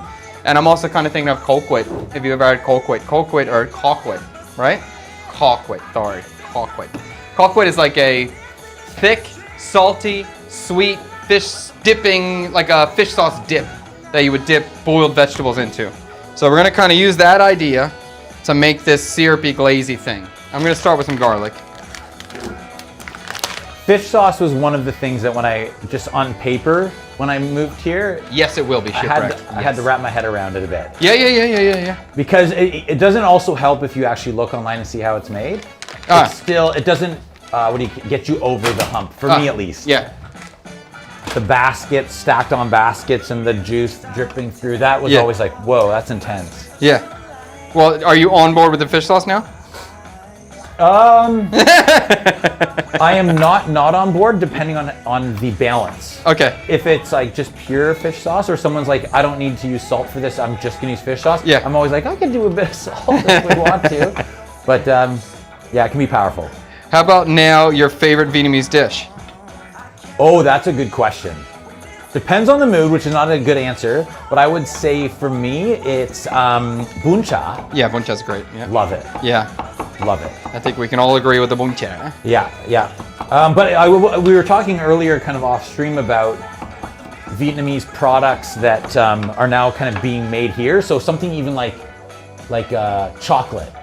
So there's like a chocolate place called Maru that's here. There's many of them, if I'm being honest with you. Yeah. But more and more chocolate producers here now. it is so wild to experience chocolate that is like made right here, and you taste the pureness of the ingredient.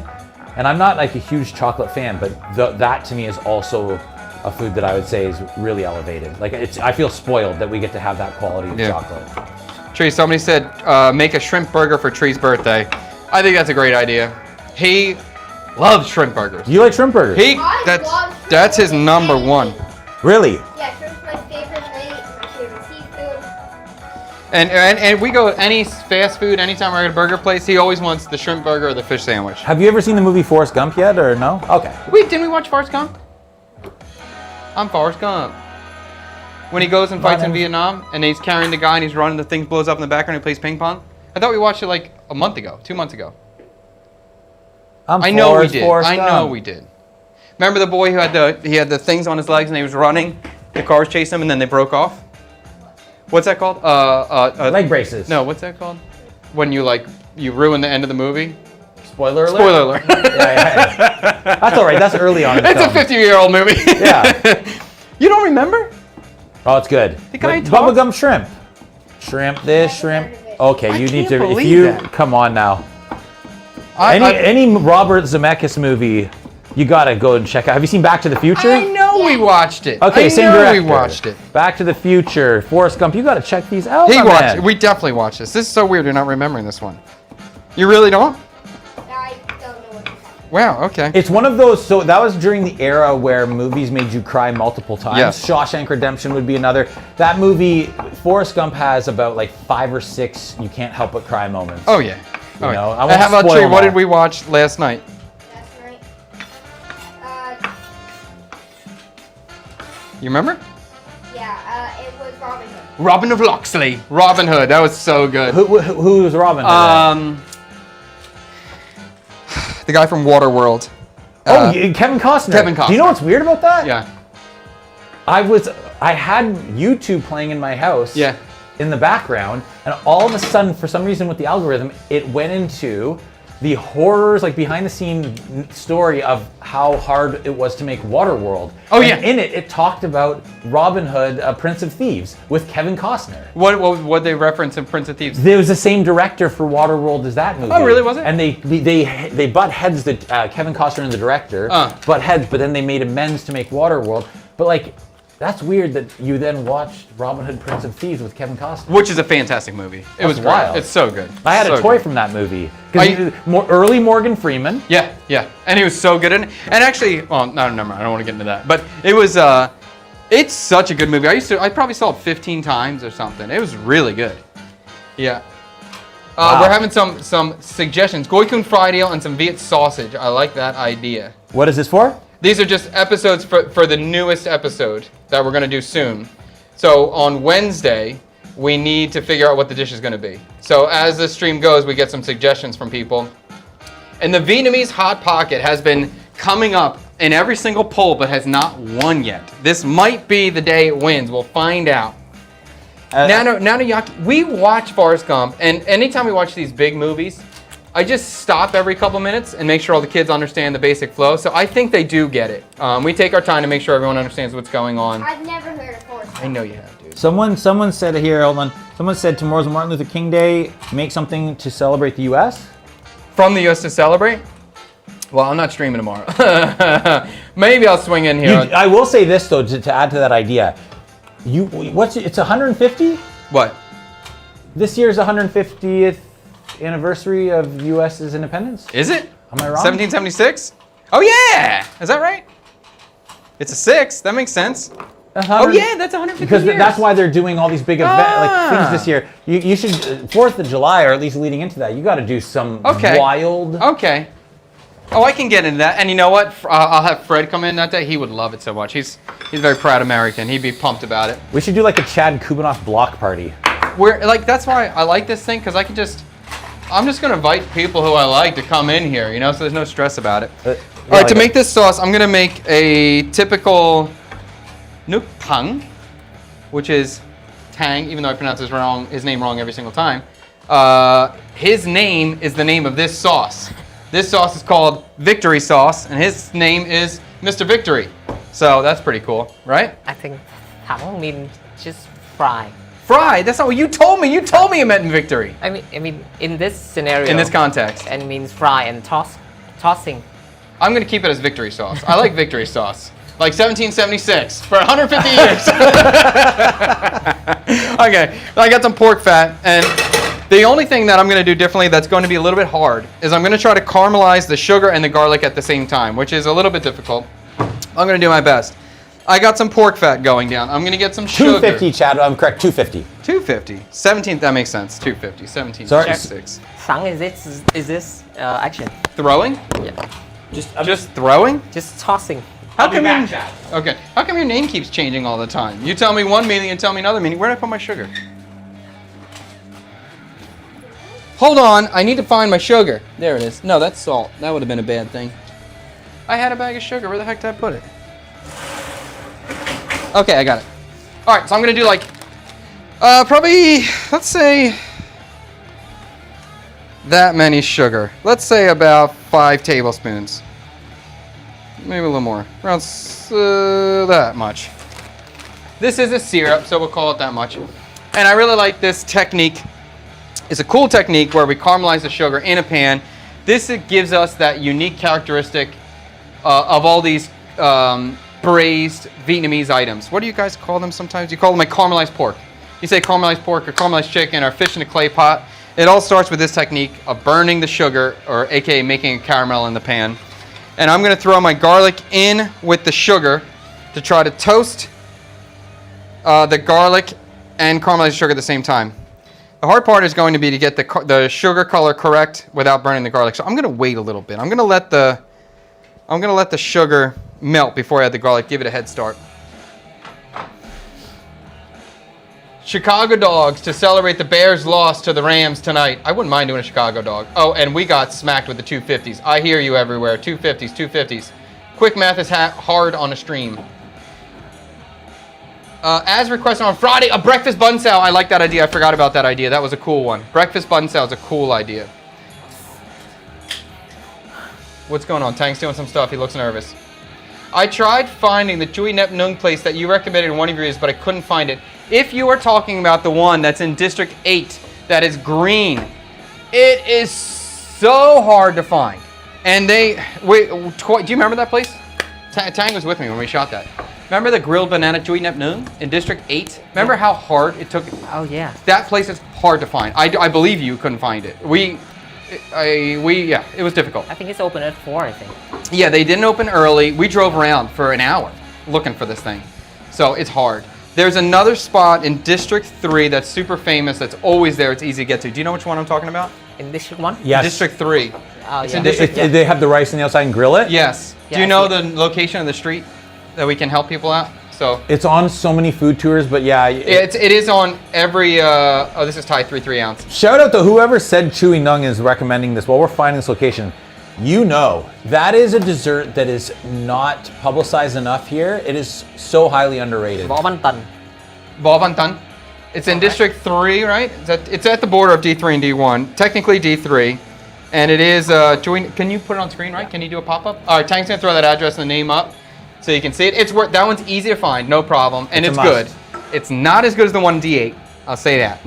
But the D8 one, it's so hard to get to. There was an amazing one in Binh Tan district, and I actually exchanged contacts with the guy, and then he moved. I actually still have him on Zallo, so maybe I'll message him and see where he moved to. He's not in the city anymore, I know that much. Yeah. But oh my gosh, it was so sad when he left.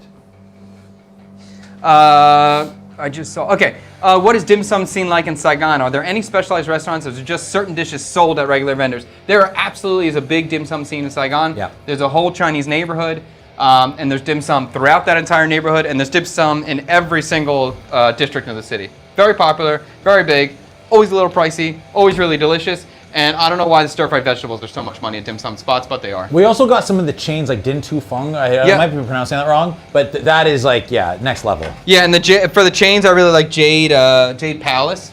That's what it's called, right? Jade Palace is good. You'd be surprised. Like, I think a lot of people come here and they assume that they're gonna have to give up all their favorite foods or chains. Then they realize like we have great pizza, we have great burgers. We actually just got like great hot dogs from a place called Jappa Dog. It's actually a Vancouver chain, and they started up out here. So any Vancouverites, Jappa Dog is in Ho Chi Minh City. Let's go. So Stick Girl's going back with her recommendation from before. Cook with only the ingredients that start with C, K, or S. It was supposed to be a dish, a dish that represents C, K, S, K, but it can only use ingredients that start with C, K, or S. Right. So I think that's a funny idea. That was voted on twice. Didn't win yet, but I like that one. What's the best way for someone with no professional experience to get into the restaurant industry in order to learn professional cooking techniques and improve that skills? That's a good question. The best way is to knock on the back of the door. That would be the old school way. You could also now send an email or make a phone call and say, hey, I want to learn how to cook. Can I come in and work for free? That's the best way to do it. Maybe you start with, can I come in and work? Leave the for free part out at the end of the process. And then you go work, dude. That's it. There's not really any big secret to it. You have to be willing to put in the labor. If you have a good attitude, every single restaurant in the world will be happy to take you in. They may not be able to pay you if you have no skills. You may not be worth the hourly rate that would be required by law to give you. So for free would be fine. But if you have a good attitude, I will absolutely welcome you into the kitchen anytime. And very, very quickly, if you're willing to work for free for let's say even just a week, and you can prove that you got a good attitude, you'll get hired very quickly. And it's like every kitchen is hiring. If they say they're not hiring, they are hiring. Every single kitchen is hiring every single day. We always need staff. Every kitchen needs staff. What was your story? How did you get into like a kitchen like Danielle? I went before I went to New York. I sent out all these emails across the country to restaurants that I wanted to work at with exactly the same thing I just said to you. I'm happy to work. Anything you want to do, I'm willing to do it. I'll start a dishwasher. I'll start anything. Just please let me in your kitchen. And so I sent all these letters out at first, and then one day I didn't drive, I was just a kid. My mom drove me to New York City, and my father. And then we just went around to all the restaurants that I wanted to go in New York, and I just handed in my resume, knocked on the back door, and tried to get a job, and I got a job at Danielle that day with exactly the same advice I'm offering to you right now, and it worked. Did you have to do a trial with them, like you mentioned that? No, okay. Not at that stage of the game when I was just a young cook, and the pay rate is so low, they don't care. Right. Though if you're not good, you'll get fired. But they don't expect anything from you. They just expect you, can you just peel all the garlic? So you don't need high skill level. Right now, we got a subscriber with Prime. Thank you for the Twitch sub. We love that. We got 138 followers on Twitch, I think now. What? 121. We're crushing. We're blowing up. We're increasing by at least 25% a day on Twitch. It's unbelievable. And maybe Kick. It's unbelievable. The sugar is starting to caramelize. We're getting some light caramelization. We have to be careful. This can burn quickly. I'm going to add my garlic into here. Now this is going to make the sugar seize because you don't typically add moisture to this, but I'm going to do it. So the sugar will seize up, the moisture will cook out, and we'll get ready to move forward. But I want to have this nice and toasty. Oh, what's that? Well, that's fish sauce. Fish sauce. Okay. Yeah. I thought it was like brandy. No, I do have brandy. That's another day. That's fish sauce. And it's not going to be brandy. It's going to be cognac. Shout out, Chef Rang. Rang's got me. Chef Rang, I love you. I haven't seen you in so long. I'm sorry. I'll try to text you. I want to get Rang in here for the morning. Either I'll cook for him or he does a demo. Rang in the AM. Okay, so this is what I was a little bit worried about. The sugar is not as dark as I want it to be yet, and the garlic is already burning. So this is a mistake. I might have to move forward way before I want to. Let me try. I'm worried about this garlic over here is burning. Let me mix this up. It smells good. Oh yeah, it's gonna smell good. Yeah. I just might not get it as dark as I want, and I might have to caramelize some sugar on the side and add it. Although this is looking better. I think I just needed to move it. The one spot where the sugar was caramelizing was the hottest spot in the pan, but now it looks better. Okay. And we can see how the sugar's clumping together. That's what all these little brown spots are. So if you do this, or you're going to try this at home, I would recommend waiting until the sugar is even more caramelized before you add the garlic. This battery is exhausted on this screen, dude. That's what it said. Or maybe that was just the camera you're switching to? Oh, I see.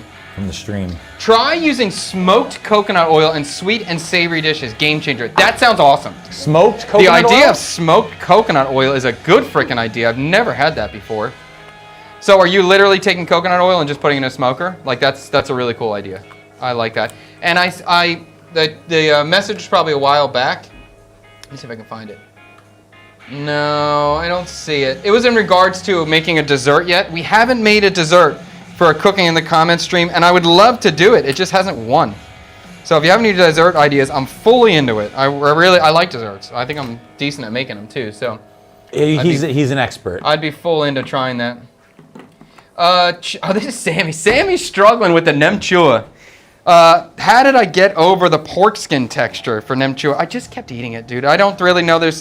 I just as with an open mind and continually trying.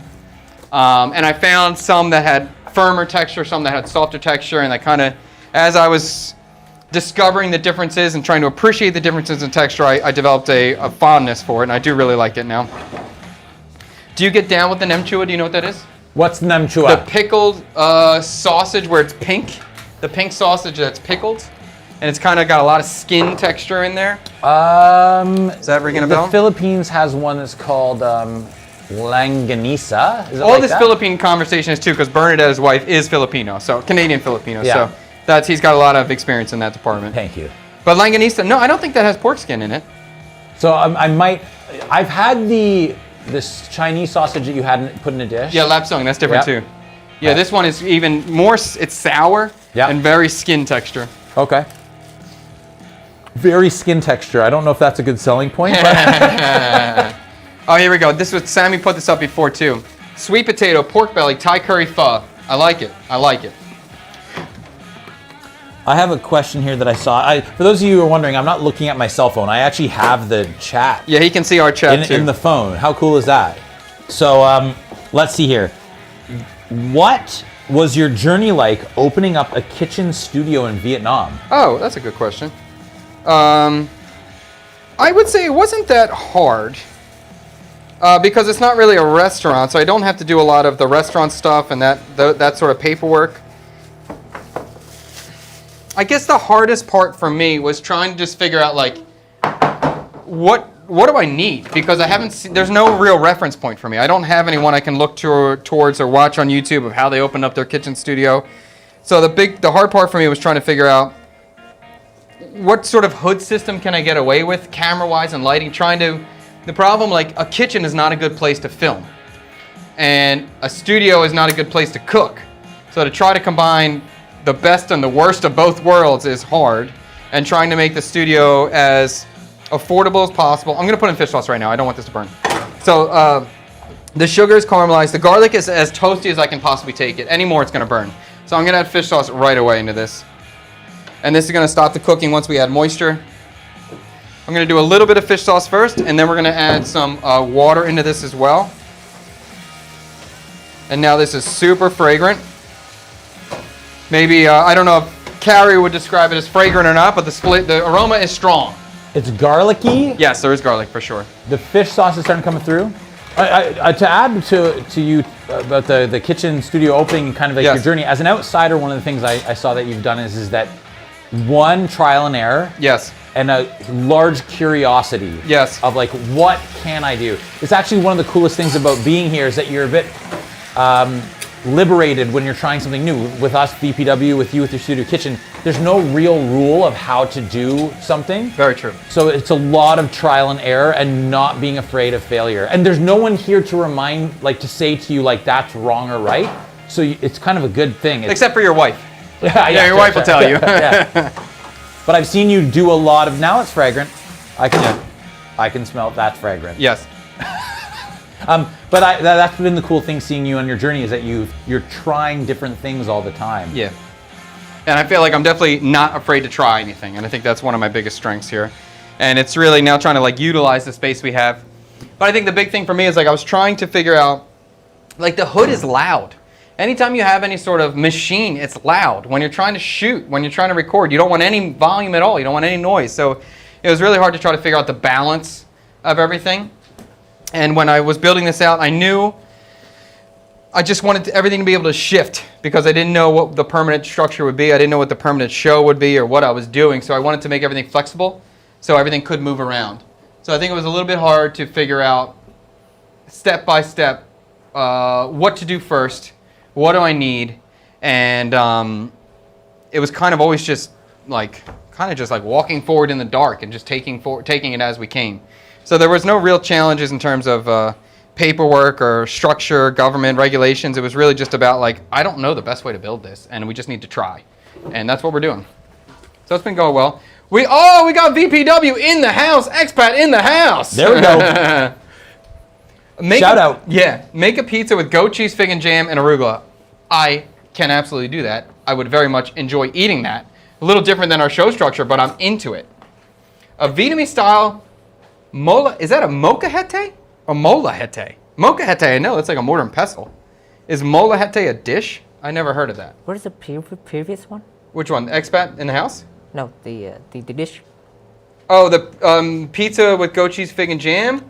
There was the pho with the curry. Is that the one you're talking about? Pizza. That was a Sammy dish. The pizza one? Yeah. That was Twee White. Do you see it?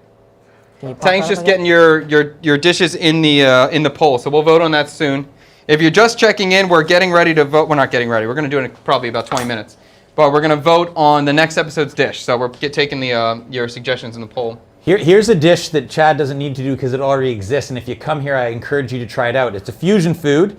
Someone was mentioning earlier about Canadian foods, poutine specifically, okay? If you go to Ben 10 District, it's called Pho Chao, okay? Phochao. They do a pho poutine. And I've heard about it. It is good. I heard it's good. Yeah. So that's a fusion food. I'm telling you, it's great. Have you tried Banh Bao Nung? I have. Have you tried Banh Bao Nung? Maybe. It's like a grilled, like a cake that's very spongy. I think people call it a honeycomb cake too. That's awesome. Yeah? The texture's awesome. Yeah, okay, yeah, it's a great dish. Great dish. Yes, try it when you're out here. It's good, but it's hard to stop eating. I like this. CKSK. Chicken, kebabs, steak, kashkari rice. I don't know what that is. I think that's just the brand of rice, isn't it? But a chicken kebab, steak kebab, chicken and steak kebab, kashkari rice. Okay. A Vietnamese kebab could be like, like the doner kebab you get, kind of the German style, the classic one. Yeah.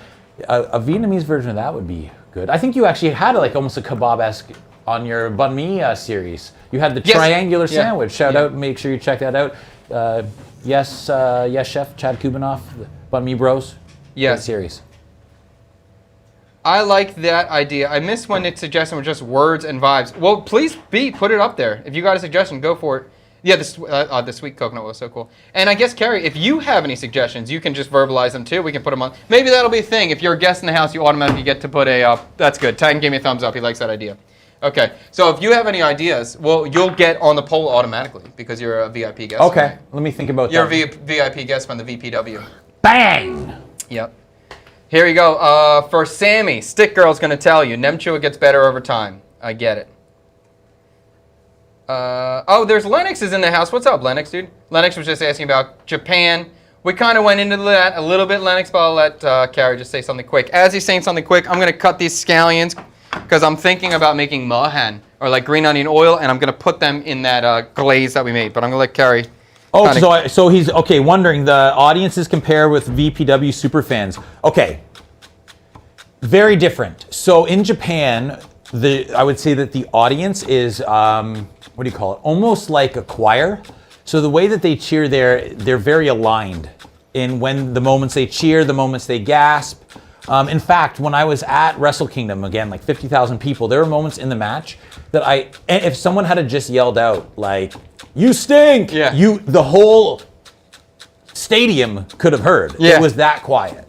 And then moments when they cheer, they all kind of do it together. It's almost like waves of noise coming together. So they're very aligned, very respectful. VPW, I would say, is far louder, far more chaotic, more people would relate to like an American crowd watching pro wrestling. And I think that's why we stand out even in the region of Southeast Asia, that when the wrestlers come here, our fans are really reactive, really loud, and I would say also in a good way, very forgiving. So even if someone is coming in and they're relatively new, I would say that our wrestler gets a lot of support, and they feel like welcomed as part of the new roster members, if that makes sense. So I would say our shows are a lot louder and rowdier. That is without a doubt. Okay, well, I just got so excited by this one. Sanctuary Play, I think you know my palate well here. A dessert idea, citrus peel and Szechuan peppercorn infused cold brew. Cool idea. I love citrus and cold brew right now, and Szechuan peppercorn, cool idea. Ban flan and ban ball, that's a little bit extreme, getting 2 cakes in there, but okay, I like the flavor combination. We're having a lot of suggestions right now for food. That seems pretty cool. Curry-inspired Viet soup, for sure. The Bang Bang Goi Kun. This is like Sammy's in the chat all the time. Sammy always has good ideas for food. Molajete is a Mexican dish served in that bowl. Oh, okay. Well, I can serve it in my my big mortar and pestle back there, so we could do something like that. I'd have to look up that dish. I don't know it. Vietnamese queso birria tacos. I for sure think the birria tacos are going to win eventually. Some variation keeps getting recommended. Viet seafood chowder would be killer. Michael would love to come for that one. Vietnamese curry ramen. You guys are really like on the food right now. BBH laksa curry. Cool idea. Seared scallops with herb goy and nuc jam beurre blanc. Cool idea. Dude.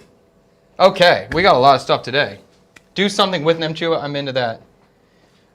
Corrupt Viet totally agreeing. Japanese audience here, I hear, are polite when hearing about the pride of the events.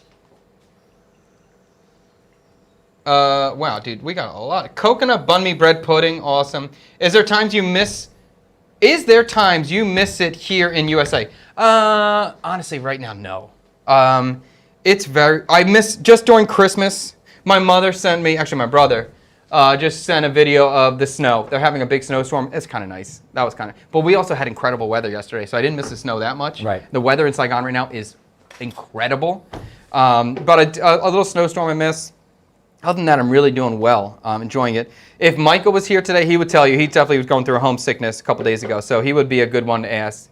And he's still kind of fresh off the boat in a way. This is his first like homesickness moment, so that would be his question. Maybe if he comes this week, we can ask him again for that. For me, I miss winter activities, but I don't miss winter, if that makes sense. Here's how I look at it. People say like they love winter, but in reality, if you were to be able to go skiing and then afterwards sit on the beach, you would.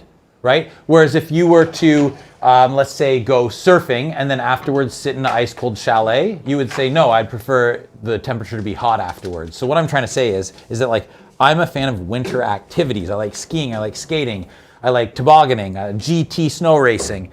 But if afterwards I could be on like a beachside resort or be in the sunny Saigon sun, I would choose that all the time. So I don't miss winter at all. I like going for walks outside. Yeah. I like the sunny weather, all of that. So I don't miss any of that aspect of winter. And then the big thing for me is just how dark it gets. I cannot stand. Oh, during winter? Oh my gosh. Yeah. Whereas Well, you guys have brutal winters too. You have real winters. Yeah. So for those of you who don't know, like you probably do, but you might not have thought about this. Like the light cycle here is really healthy. So it's about 12 hours and 12 hours. So you have really good patterns of routine. You wake up at the same time, you go to bed at the same time, because the light cycle is we're so close to the equator that the light is awesome. You can get really good patterns of habits, if that makes sense. So there you go. I never thought about the light cycle, but that's cool. Yeah. That's yeah. true. Whereas I'm back home, like if I go back for the winter, I'll sleep in because the sun doesn't come up until 8.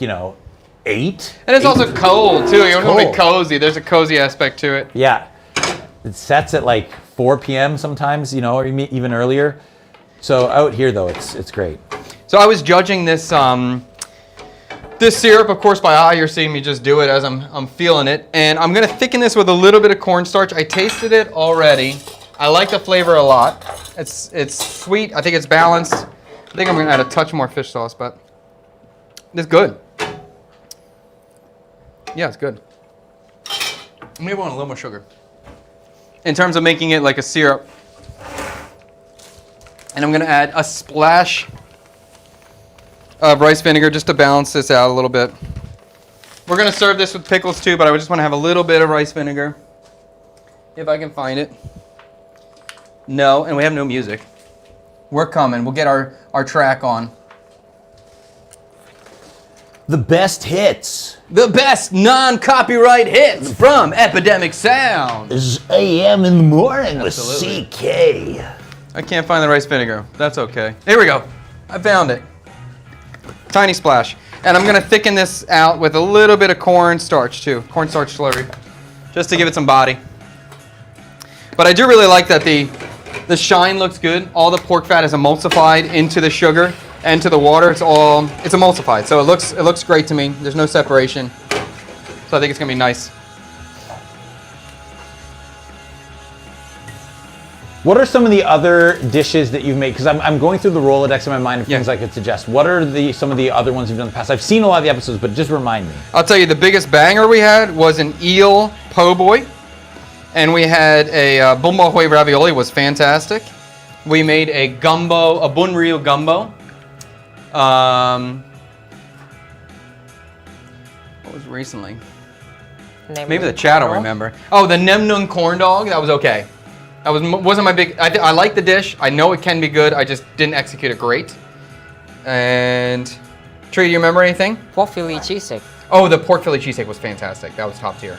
Yeah. Yeah, that was a good one. So it seems to me like people like this. This to me almost reads like people like the. We don't have the. Okay, let me get to it. You guys have like state fair food.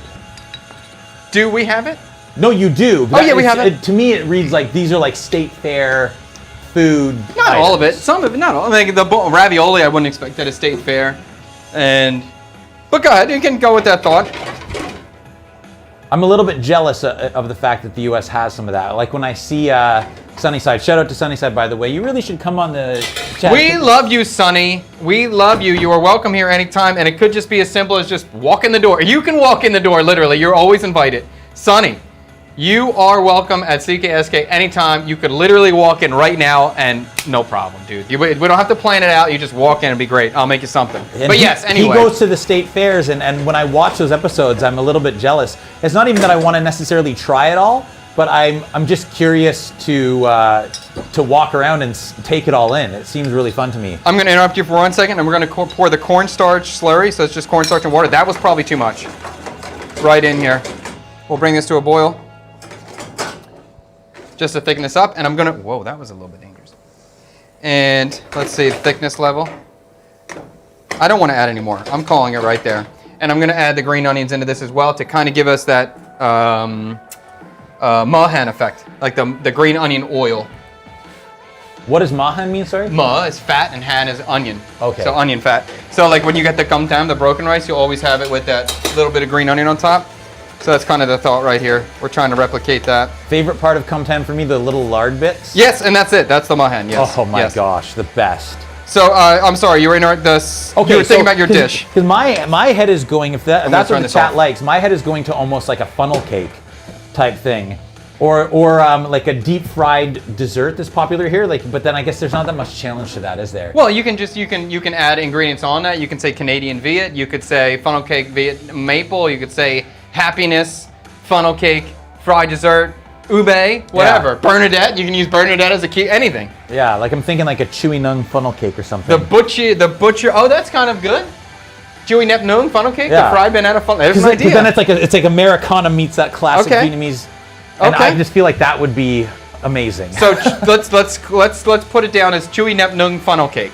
Does that work? Yeah, let's do it. Let's call it that, and we'll work from that. Interesting one.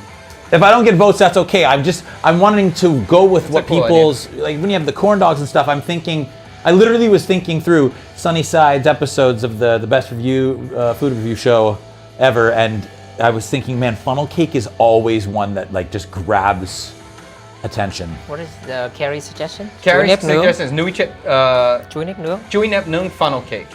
And where was? And for those who don't know what chewy nung is, it's like peanuts, coconut milk, bananas, like fried bananas. But they brine the bananas, I think, too, right, to get the saltiness. Anyways, it's amazing. But that on a funnel cake would be next level. Oh, Tree's taking a nap. I keep seeing this. Oh, here it is. I'm sorry. Victor, I just wanted to call you out because you've texted it twice. I want to make sure we say it on screen too. A Texas smoked barbecue, some sort of fusion, maybe pho with a smoked brisket, which would be a cool idea. And the way that kind of stuff is always challenging to me because it's like a multi-day process. But what I think we could do is maybe I could buy a piece of brisket from a local restaurant and then work from there. So maybe even Malt South is a popular barbecue spot in D7. I've never been there yet. I tried to go, but they were closed when I went. But maybe that would be something I could work with them, shout them out, and they give us a piece of brisket, and then we can make it. That would be how I would make that work. Otherwise, it'd be too hard. I want to give a shout out to a place in D2. It's called Roast and Smoke. They roast their own coffee, smoke their own meats. They do that's a cool concept. A smoked brisket with coffee? Pho. Oh, brisket. Yes, oh, brisket okay. pho. So the story behind this, the owner, he was watching U.S. Food shows. Yeah. And he saw the brisket, how they smoke brisket. So he taught himself how to do that, and then thought, wouldn't this be good in pho? So he made it for himself.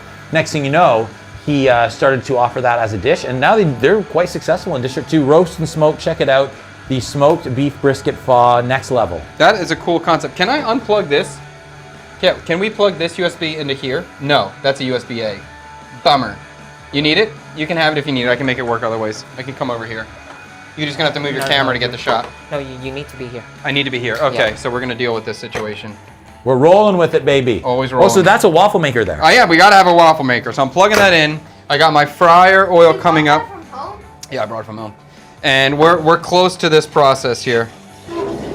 Very close to finishing up. So, let's finish this salad, and then we're going to fry our chicken and finish this out.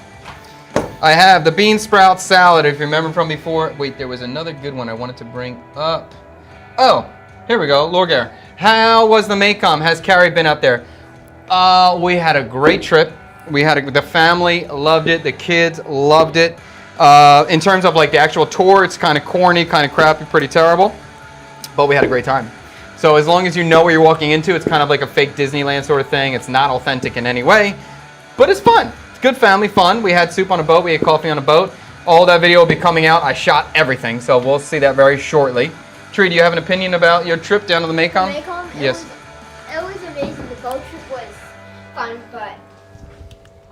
For what? It probably wasn't as good as it used to be. No, I don't want you to be swayed by my communication. No, it's not that. You are, because I know I know what you said already, and I know after I said what I said, then you change your opinion. Just what you thought is perfectly great. And that's what we want to hear. It was amazing, and Yeah. it was the greatest thing I've ever done. Yeah.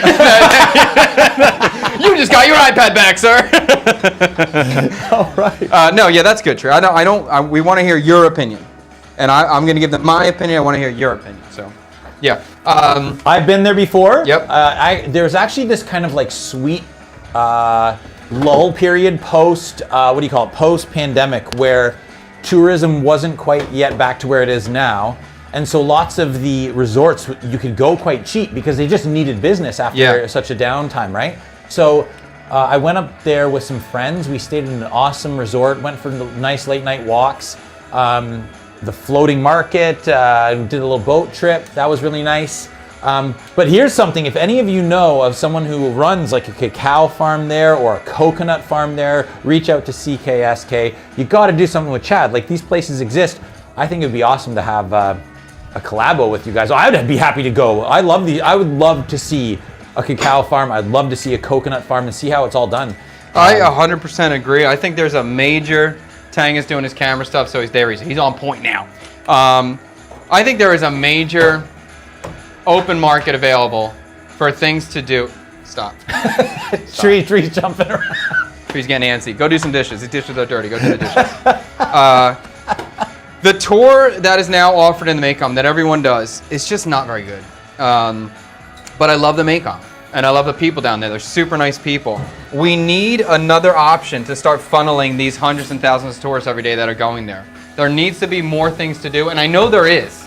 It just needs to be marketed well and spread out. So I'm going to talk to Chris Tran. I know he was talking about doing something. I don't know if it's happening still or if it's in development, but I'm going to push him on doing that and help him promote it if it's happening, or maybe talk to him and work together with him, because there's a market for it. Like the Mekong is cool. There's just not a good experience for people yet. And every single tourist, they want real Vietnam. They want to experience authentic Vietnam, and they think they're going down there and getting it, and they're not getting it. So then they're a little frustrated. I think they love the people they're interacting with in the Mekong, but they're disappointed in the experience itself. So. And one of the coolest things that has changed over time here is that Vietnam is now producing their own products. So what I mean by is like, for a long time, this is what was explained to me by someone who helped create a coconut water factory in Can Tho, or at least in the Mekong. Anyways, they were telling me that for a long time, Vietnam would just sell the products wholesale to a place like Thailand, or, you know, if like they were growing cacao, they would sell the beans wholesale, but they weren't necessarily making the chocolate themselves. But now Vietnam is home to places that are making their own chocolate, making their own coconut water, coconut oils. And I know lots of those areas are in the Mekong region. And I just think it would be amazing for those places to be able to open up to people so they can see the amazing products they're making and experience the ingredients in their most natural form. So yeah, I 100% agree. There's all these new factories and producers making cool stuff in there.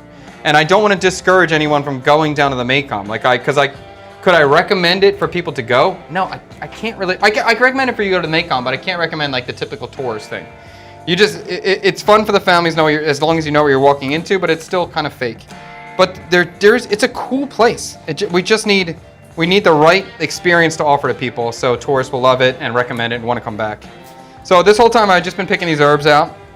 But typically with Banh Xeo, of course, we're gonna have a lot of herbs. So we're gonna put that into our side salad. I have some spearmint, some Thai basil, some purple perilla, and I want to make this herb heavy because this is going to be our balancing, refreshing, spicy element to this that's going to kind of keep it nice and fresh.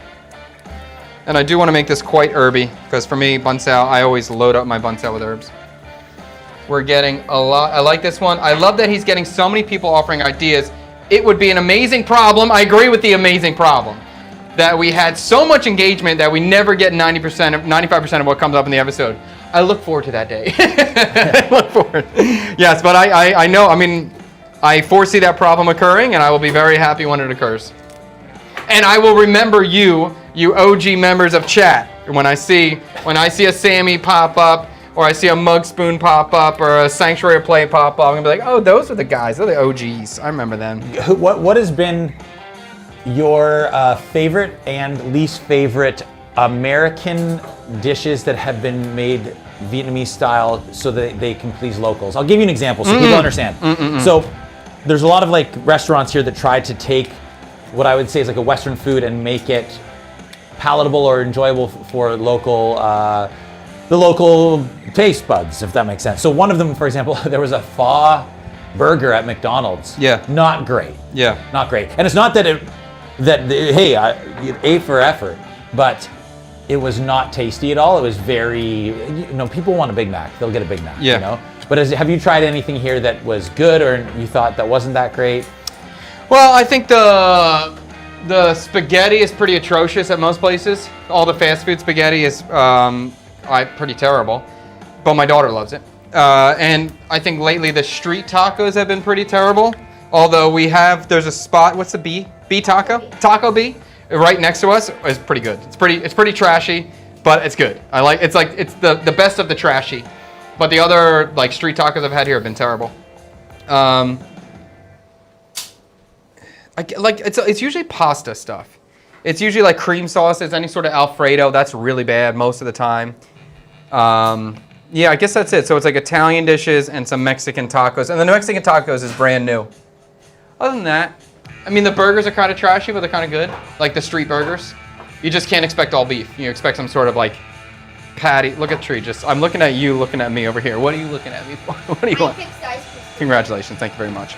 Okay. I'm going to throw the herbs inside here. Did you have a response for that, Carrie? Did you have something that you really disliked? The pizza? No. Okay, in terms of the pho burger was not great. The pizza game is good. Oh, the pizza game's good. Yeah, the pizza game here is now getting pretty next level. I mean, everyone knows pizza for peas, and I would say that if that's like what most people would associate pizza with here. But shout out to Eastboro. Was there this past weekend. Eastboro's good pizza. Crushing it. Yeah, very good pizza. Eastboro, I think for me, like in terms of like a New York style kind of crust, Eastboro and Jimmy's top tier. They're really good. If I got those pizzas in America, I'd be like, nice, this is a good spot. Yeah, really. Yeah. Yeah, they're good. So I'm gonna season this Oh, you know what? Oh, this will be perfect. Oh, this is gonna work out so well. I have some shallot oil. I'm gonna throw some shallot oil in here to give us extra flavor, give us a little bit of fat. So this is just shallots that have been fried in oil. I've done some short videos on this before, but very soon we'll do a long form video really documenting these shallot oil and condiments that I always have in this place. And I have some fish sauce left over from the Banh Xeo we made on Friday. So this will be a perfect way to dress this salad. And if you guys don't really like see it or feel it yet, all this cooking is in the moment. Like I have a basic idea of this dish before I walk into the building, and then as I go, I'm just cooking. So this is me just cooking. I'm like, I remember, oh, what am I gonna dress the salad with? Oh crap, I have that from Friday. Oh, that's perfect, let's do that. You gotta roll with it, like Oasis says. Roll with it, yeah. Do you have a cue, like when your wrestlers go overtime, is there a word for that? Oh crap. Oh crap! No, you know what? Our guys have gotten really good at it. Like we had maybe a few issues a year and a half ago, where it was our fault. We weren't. You got this thing. I'm just gonna throw this in here now. Okay, you can. You can keep it on camera. I just want to make sure you get the shot. We weren't super strict on time, and then we realized that our audience likes about 2.5 hours max, and then they start to get a bit tired, you know, which is fair enough. Our audience is families, a lot of families, and party animals, and that means that if our show starts at 7, they want to be out of there by 9:30. Party animals, they want to go out again to like another bar, and the families need to get home to bed. So we've gotten good, but actually, for those of you who don't know, like the ref is meant to do that. So the ref is actually a timekeeper as well. So the referee should have on their watch at least an understanding of the when the bell rings, the match starts, and they should be giving cues. The cue is a kind of, we say for the wrestlers to go home, which means you got to wrap up now. So what does that mean? The ref will like whisper to the wrestler, go home, go home? Yeah, if they're getting close to going overtime, they'll say go home. Oh, yeah. Okay. In Japan, they give time cues, which some people have said that we should do as well. So that means like 5 minutes has passed, 5 minutes, 10 minutes it's just passed. Announced to the whole stadium? Whole stadium. Oh, and then the wrestlers know, okay. Yeah, because that actually is more sport-like when you think about if a match has a 20-minute time limit. Yeah. If it was a real sport, you would give the amount of time that's passed because the guys are wanting to finish the fight, if you will, right? Right. We don't do that, but we do have cues that we can give to our refs that say go home. But they should also know. If the match is meant to be 12 minutes, they should know at 11 minutes, you got to say 1 minute left. Sammy's asking, can you get masa there? Yes, we can. And actually, Dos Laquitos Tacos, they can hook me up with masa anytime. They're good group over there. They tried to put sugar in everything. Sweet tacos, sweet. Yes, that's true. For all this like Western fusion food, street food, it's very sweet. Everything's very sweet. Very sweet. Yeah. When will Liam be on dish duty? Maybe if Tree keeps bouncing around too much, he's going to be on dish duty very soon. What? Nothing, young man. Liam will be on dish duty when he can reach the sink. But I bet you Liam will probably be, and especially if Tree doesn't appreciate this amazing opportunity that I gift him every single week, I'll let Liam do it, and then Tree can understand how lucky he is to be working with his father on a cool YouTube stream, getting paid to do dishes as a 10-year-old child. Pretty cool opportunity. How do you decide? Do they have like shifts? For the boys and everything? Yeah. I try to my goal is to bring Tree every single time. I want Tree here all the time. I want him doing the dishes. I want him getting paid. I want him learning. But if he's a brat, then I'd say you can't come. And so that's kind of it. And with Liam, I'll probably bring Liam more and more. They don't really have shifts. But last week, when I didn't bring Tree, I brought Liam instead. And that's kind of the game. I'll try to bring, but now the thing is like Liam wants to come. He wants to try the food. Yeah. And, it's hard with the kids here. Sometimes they're good. Sometimes they're jumping. And we'll see. Where did I just say? Hello from Philly. What's up, Anxiety? Anxiety and chill. That's funny. Cyber Daddy. Cyber Daddy's in the chat? Cyber Daddy! Wait a minute. Donation. Cyber Daddy, the #1 super chatter. Last week, Cyber Daddy was given the world's first, the CKS first golden ticket. Cyber Daddy is a golden ticket CKSK winner. That means that he is welcome in the studio at any time for lunch. He's able to walk in that door any moment he wants with his amazing CKSK golden ticket. Cyber Daddy, where are you located? You got to get out here, my man. Cyber Daddy, you're welcome to come, dude. Let's see what he's got. I would love one pot, pan, or close to that viewers could make at home that would impress anyone. No mushrooms and cheapish. Assume served with side salad. Has to be Chad unique creation. Okay, Cyber Daddy, I like the restrictions That's here. good. A one pot pan or close to it. Viewers, so an easy and cheap dish that impresses, that only uses one pan, no mushrooms, served with side salad, and it has to be Chad-esque. Okay, I'm into it, Cyber Daddy. It's on the poll. Yep. Golden ticket winner. Love it. I asked Cyber Daddy how he felt about that. He said, having my daughter, CKSK golden ticket. It's the best moment of his life. It's top tier. It is high. I like that. Cyber Daddy. That's so funny. That's amazing. That's a good. And my suggestion would be to add to Cyber Daddy's idea. If it's a one pot, I'm assuming that what you just kind of turn on the pot, you leave it to cook. Maybe a little side dessert to then woo them that much love, because then you can keep the chat engaged with something you're making on the side while the one pot is cooking. Wait, what's your to make a dessert as well? As well, while the one pot is heating, because if you really want to impress them with maybe a little simple dessert to do on the side while the one pot is cooking. That would impress the viewers if I made a dessert, so I can impress you can impress your person you're cooking for, and I can impress you by making an additional dessert on top. Chad is a dessert king. Although I'd have to make it in one pot though, that would be the hard part because I couldn't use more pots. We did go back if you watched the WWE stream that we did. It was a pop-up. And the dessert, he made John Cena's favorite dessert. That's for real. His favorite dessert was banana cream pie. A banoffee pie. Banoffee pie, thank you. Chad's like, I've never made this before. It blew everyone's mind. It was, I can't imagine that there's that many better banoffee pies. The way it looked, the way it tasted, I think everyone wanted to take a slice of that home, and they might have. I actually brought one back to Bernadette, and she's just like, was over the moon. It started a trend too. I started making tarts every week after that for probably 4 to 5 weeks, and it was great. Really into it. That's an Americana thing you got to do. Like, you know, like America, people always talk about like apple pie. You know, it's a slice of apple pie. Like, what would that look like in a Vietnamese style? What type of pie? An original pie. Well, this one I like. Nashville hot chicken sandwich, Viet style banh mi with curry pickles. Good idea. But this one's funny. Mug Spoon 42, a Vietnamese hot dish. That's a funny thing. And maybe we can get Sunnyside to come in and have a hot dish. You know what a hot dish is? Talk to me. Hot dish is like a Midwest kind of cuisine where it's like a casserole. Everything's put into a baking dish and then baked. Have you seen when Sonny went to his mom and his mom was cooking for him? What did she make, like shepherd's pie or something? She made, I think it was like 5 dishes. One was like this Jello, what do you call that? It's like a Jello salad with Cool Whip. That's super American. Yeah, but then there was the other thing was like, it was probably like cream of chicken with like frozen peas and then tater tots on top of it and then baked in the oven. That would be a hot dish, is when you take like a lot of stuff, usually it's like frozen stuff in a can, mix it together, put it in the oven. And immediately, this is not what I would do, but I think it'd be a funny idea, would be like Jaya Bao Mal, would be like Jaya, or like Jaya Thai, you see all these people open all the cans of fruit to make the dessert with the coconut milk, to make that and then bake that somehow and make a dessert one. That would be kind of funny. I don't know if I can make it delicious, that'd just be a funny idea. Shout out to my friend Jess. I learned from her American Thanksgiving salads through her, because we were talking about doing a Thanksgiving together. Canada, America is different times, right? So she wanted to do an American Thanksgiving while she was in Canada. And so I remember she was talking about like the salad she wanted to make, and she was like, yeah, we'll make like a Coke salad. And I was like, what? Coke? Okay, exactly. It was like Jello powder, but instead of water, you use Coca-Cola, and then you have like canned fruit, and then add Cool Whip and stuff like that. Like, look it up. I'm assuming the recipe's online somewhere.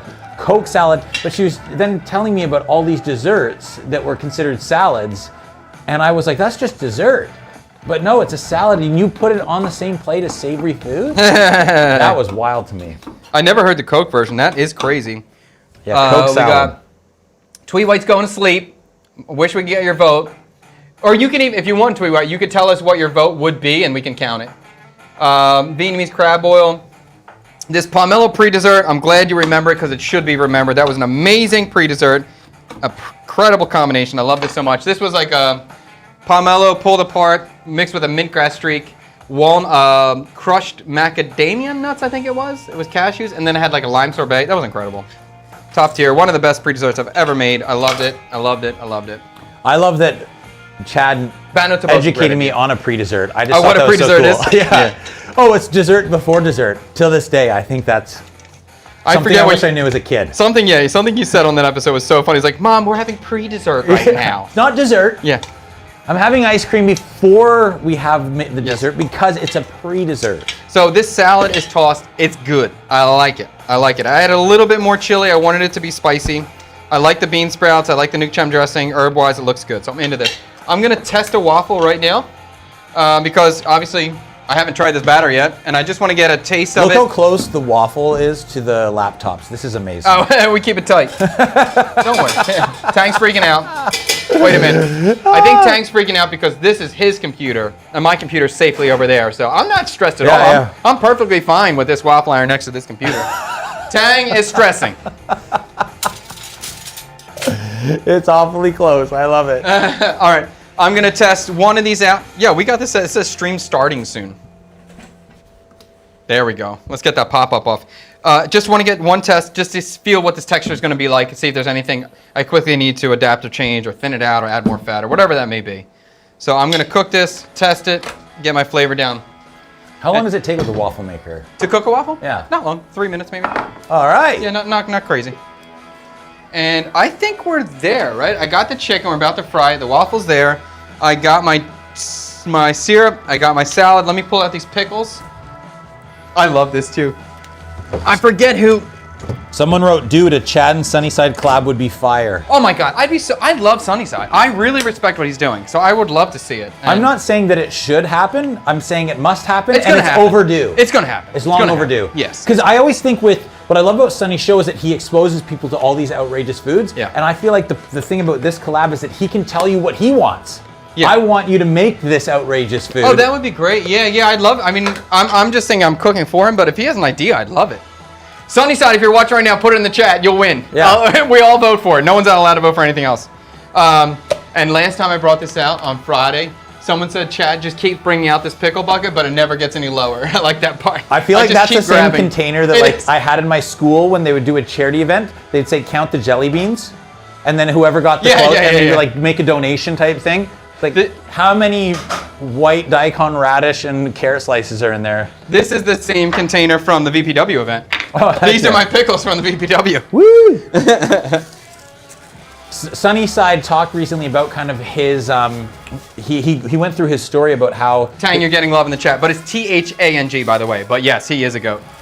how his channel kind of blew up, and one of the things he talked about was when he did this, I think it was $100 pho. Yeah. He went to one of the restaurants and said, hey, can you make a $100 pho? And that really helped kind of grow the channel a lot. Yeah. I mean, he's got the perfect person right here. Yeah. Well, now you know, because that's, you see, as a YouTuber, you see the stuff, you pay attention, and that $100 stuff works. And he played that game, and everyone else saw that, and they started playing that game too. It totally works. Yeah. I bumped into him one time leaving an ATM and tried to pitch him on a VPW, but I realized in retrospect, maybe not the time and the place. Yeah. But hey, Sonny, you're always welcome. It's got to be hard for Sonny. He's so big now, and he's so global too. Yeah. That I'm sure he gets seen all the time, and he probably just wants to be like, glad you like the show. Let me, I'm just getting my ATM here. Let me get my money out of the ATM. Now, for those of you who might be wondering, like, why are we talking about him and not like other food hosts? He lives here. Yeah. That's Okay, that's not like something he keeps hidden. His kind of base is in Ho Chi Minh City, and he's been a big inspiration, I'm sure, for people like Chad, even myself. Yeah. It's Absolutely. a great place to try something unique and set up shop. Absolutely. Okay, we are ready. We're gonna I want to just taste this waffle before I start frying the chicken, just so I can correct anything that may need to be corrected. Waffles. But we're probably about Waffles. 5 minutes out. We're ready to go here. This is the thing too, Nana Okiji. Funny how Sonny can eat so many outrageous food, but cucumbers is a no-no. I know, and I really want to make a cucumber dish. I really want to make a cucumber dish for Sonny. I really do. I like using ingredients that people don't like to see if I can do it in a way that they will enjoy. What's your cucumber to Canned tuna. I don't like canned. Actually, it's not canned tuna. I like it, but I have an aversion. It just freaks me out. But really, the things I actually just hate is the yipka, the fish herb leaf, and Malabar spinach is like a kind of a slimy. Oh no, trouble. Why is it so red? It went very red, and it's a bit on the mushier side. There's a corner that's nice. Why is it so red? What chemical reaction happened that turned it red? Is it what's in there again? Is there fish sauce? No. What's going on here? Trey, did you prank me? What could I have done?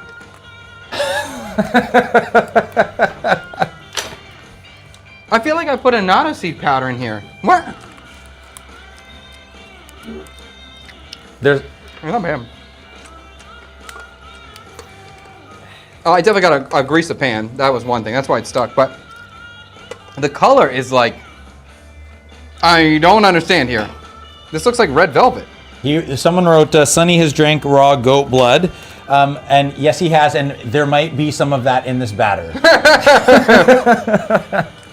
It's reddish. But this is what we're talking about. For those of you here earlier, trial and error. I understand trial and error, but I'm just baffled. You see it? It's red. Yeah, okay, so let's do a little contrast here. Can we get a little contrast here? Yeah. It looks like... Something has made it go red. Can I try it? Yeah, but hold on, it's super hot. It just... Those are very different colors. I mean, obviously it's meant to go what? Like brownish? Yellow, okay. yellow. How could this be red? It's so weird.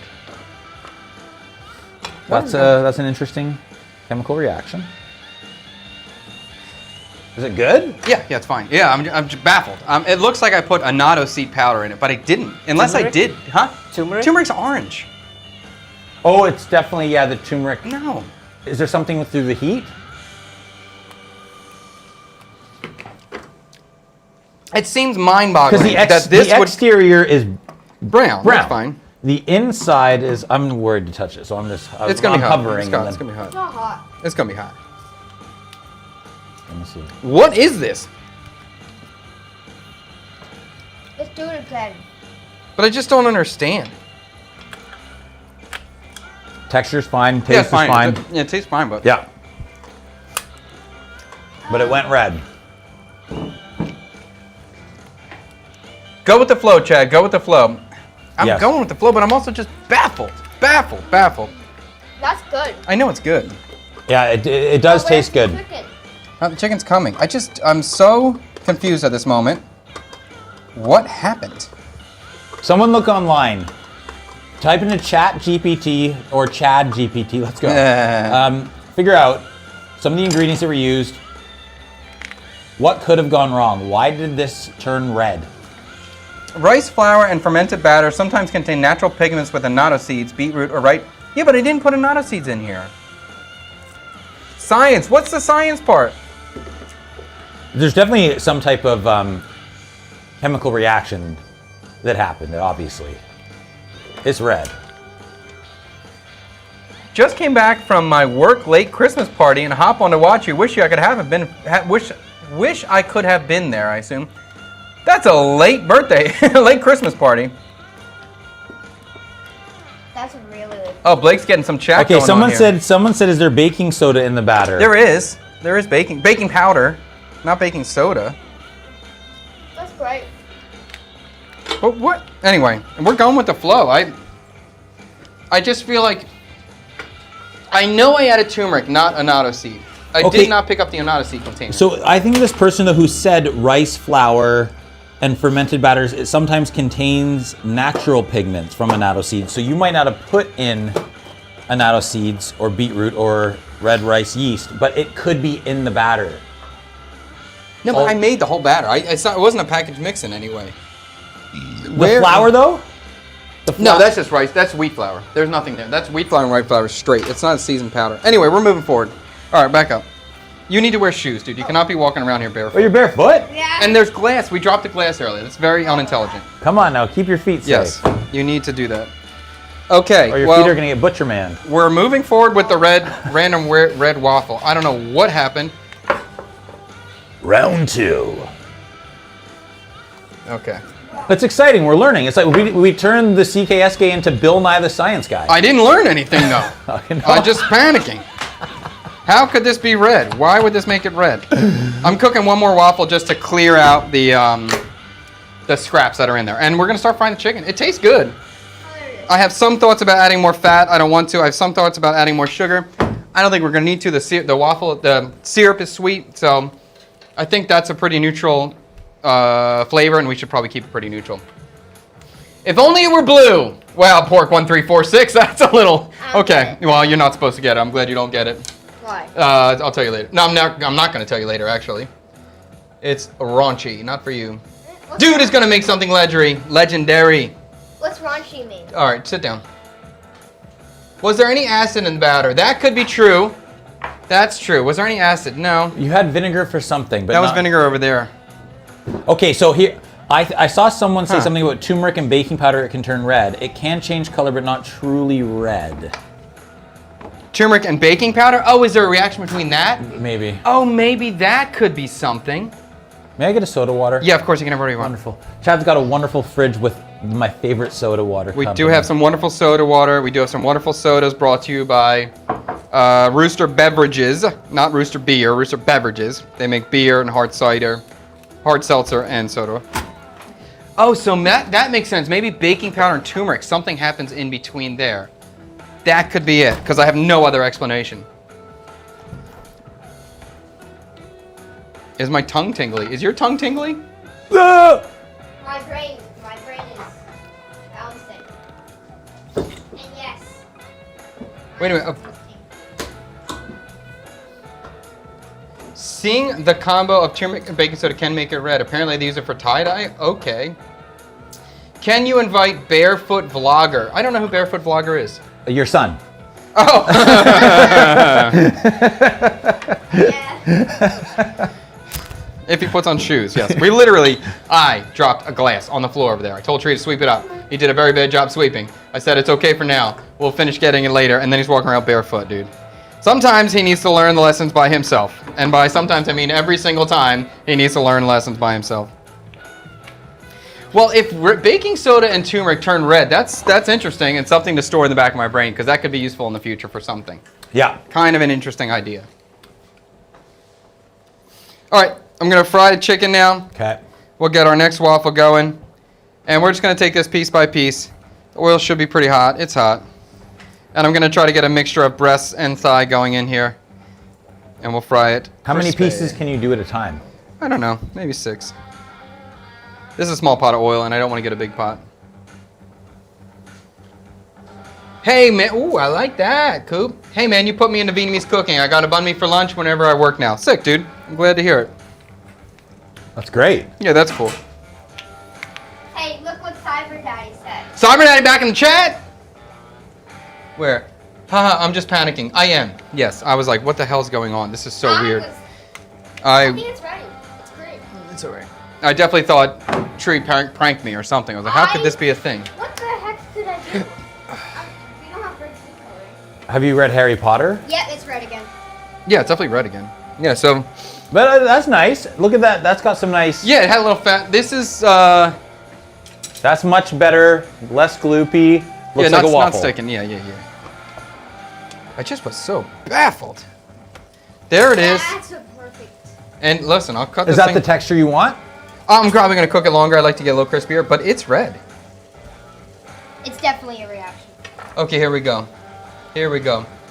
Pure cumin in turmeric reacts to the alkalinity in baking powder, which would cause the red color change. Okay. Can you show me the middle? Yeah. What's Blake saying? Why have I been skipped? I'm desperate. Blake, what's the deal? Oh, the la banh mi. I said it. I called it out. Just people didn't respond, I guess. Oh, Coop's a burger cooked by Trey, but chooses a banh mi. Make a banh mi burger. I'm trying to get the waffle out. Have this? Yeah. Yay. Go ahead.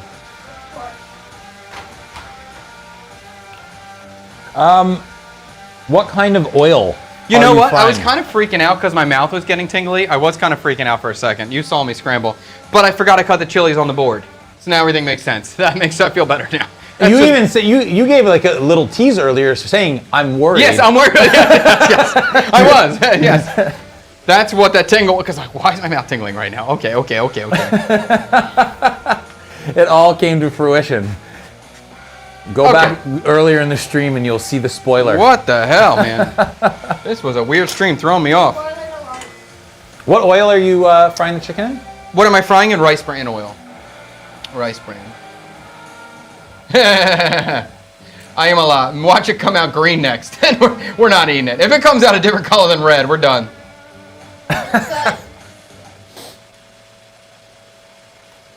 The ingredients was mixed up. No, it was pure. It's pure wheat flour and pure rice flour.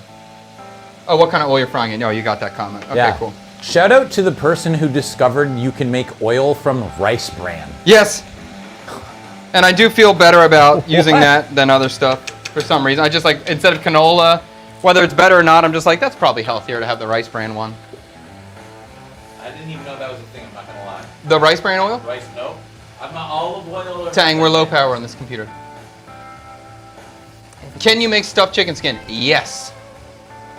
Wait, what? Thoughts on Elon buying WWE trending on X? Is that real? It doesn't sound like it. That doesn't sound like it. No, because it's owned by TKO. That seems like a big purchase. Can you check? Oh, is my battery dying? No, it's my computer. You're probably low. Thank you. Swapped in for a new mic. Look at us go. Carrie, can you do a quick search and confirm that or not confirm? Here's the problem with the freaking internet now. Everything's fake. Don't trust anything on the internet anymore. Not that you should have trusted before, but do not trust anything on the internet.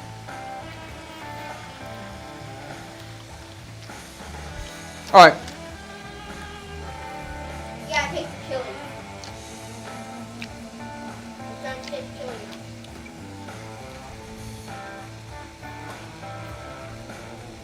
It's definitely tingling. Okay, it looks like there's... Oh, wait. No. Maybe... No, I don't think so. I'm going to cook one more waffle. I'm freaked out. I'm going to cook one more waffle. It's the chili. And I'm not going to put it on the cutting board. And I'm going to cook it in the other section. And I'm going to try How much it. batter do you have left to experiment with? No problem. I got plenty. All right. But I ate it and it's tingling right away. And I just want to confirm that's chili because I'm freaking out. It's got to be the chili. It's got to be the chili. What else could it be? But I'll serve it to my son, no problem. But before I serve it to a non-paying customer, I want to make sure that it's not food poisoning. What the hell's going on? Oh, you're saying you want me to be poisoned? I'm joking. It's a joke, dude. You're already in it. You already ate it. There's nothing I can do about it. Yeah, you've already gone down. Yes. How many waffles have you had? Just half? Half plus scraps. Okay. Half plus scraps. So, like, 3/4. Yep. So the damage is done. My brain is tingling. Yes, this is me confusing panicking. Yes. This is... I'm not full panic, but I'm in there. This is all part of the process. Trial and error. We're learning. I mean, this is what happens when you're trying things for the first time. This is the chicken and waffles.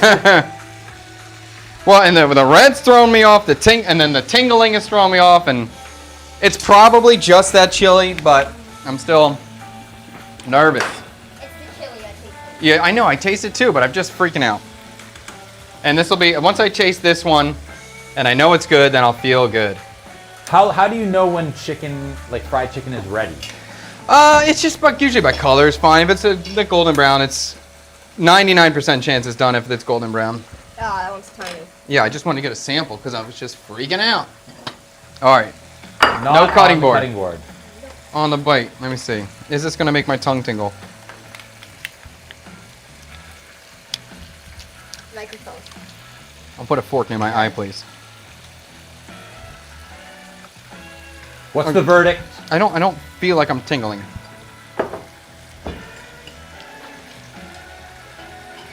Man, this was a baffling one though. Okay. It was the chili. Reminds me of the time my baker aunt made a huge batch of snickerdoodles with too much baking soda. We ate them all, but our mouths were tingling. Conclusion. The chili and the cutting board. I think that's what it was, yeah. Okay, chicken's almost fried. Let's get our real batter going now. All right, back up. Now we're doing, this is the real one. Oh, thank you. The real one is happening. Where's my big spoon? Throw that out. There we go. What a baffling day. Really tasty. Yeah. And we'll let this, I'm going to cook these pretty long. I want to get some real crisp on them this time. Because Wow. This is the real deal one. Look at this. Look at the amount of batteries put on. This is gonna be a big. We're making the daddy. real waffle now. Yeah, like Cyber Daddy. Like Cyber Daddy. And you know what? Cyber Daddy's a big Cyber Daddy too. Ooh yeah. No, he's fat. He is full. Here we go. I didn't even hear what you said. I'm not gonna lie. I said he was fat. Who? Cyber Daddy. What in the? He's bigger than. He's gonna come. He's what? Just wait. He's gonna like knock on the door behind us here, and he's coming for you. Or he's gonna send Butcherman. Yeah.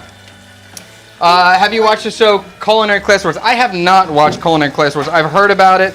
I'm thinking about on Tuesdays and Thursdays coming into stream in the morning by myself and just going through that show, Culinary Class Wars, and going through The Bear, which I've never seen. So just kind of watching them doing live reaction. Shout out to Chef Rang. Oh yes, of course. And Maddie then also Matheson. trying to go to maybe doing some like snack reviews during those days too. What is Culinary Class Wars? It's a Korean cooking show. Okay. That's really big right now. I never saw it. I don't know what all the hype is about, but it's a very big show at the moment. Okay. I like it. Yeah. Look at that chicken. Nice, crisp. It sure looks good. All right, so I'm gonna get these other pieces of chicken inside, and then we're gonna taste this syrup one more time, make sure seasoning's on point. Put this bad boy together. We should be good. What's the most famous chicken and waffle place in the U.S.? Like, I don't know. Is there a Roscoe's or something? There's a couple that are. I think Roscoe's does sound familiar, but there's definitely some classics down in Nashville, and I forget where the other spots were that were super famous for it. Maybe Georgia. Chad, when will you be opening your banh mi shop? I'm heading back to Saigon. We looked at a spot. We went back to a spot for the second time yesterday, ready to sign a contract there. We had a few. Michael and I were like looking at the spot, looking under, trying to look at all the plumbing and all the electronic. And the landlord was annoyed because we were looking a lot. And he said, with the Vietnamese, they just come in and say yes and sign the contract. And my wife was trying to explain, like, this is just like the American way. They just want to make sure they know what's going on and they're there to succeed. And so that was kind of a funny experience. Like, was he offended? A little bit. He was a little annoyed. I wouldn't say offended, but he was slightly annoyed. But when my wife explained it, then he understood. And you need to back up, okay? Go to the other side, please. It does smell good, I know. Yeah. I relate. And are you allowed to tease out which district? It's in D7. It's about 5 minutes from here. It's 5 minutes from the studio space. We wanted to pay 15 million. He wanted to pay 16. He wants 16 million a month. We wanted 15. We're negotiating. I think if he agrees to 15 million, we'll take it today. We'll sign the contract today. So that's really the only thing holding us back. So Can we're I waiting. ask, because I know one of the locations you looked at was in District 1, almost Yes. Boy Vienish Yes. area. Yes. How much of that does the location change your business strategy? I mean, if we're in Boy Vian area, we're going to be packed, and we're going to be dealing with drunk people. So I mean, we'd have to have security. We'd have to no matter what, we're operating a highly efficient banh mi production line. That's the idea. But just if we're in Boy Vian, we'd have to factor in the line situation. How do we deal with the line situation? I guess the big thing that changes is just the hours of operation. Right. Where for in D1, we're going to be open to 1 in the morning, 2 in the morning.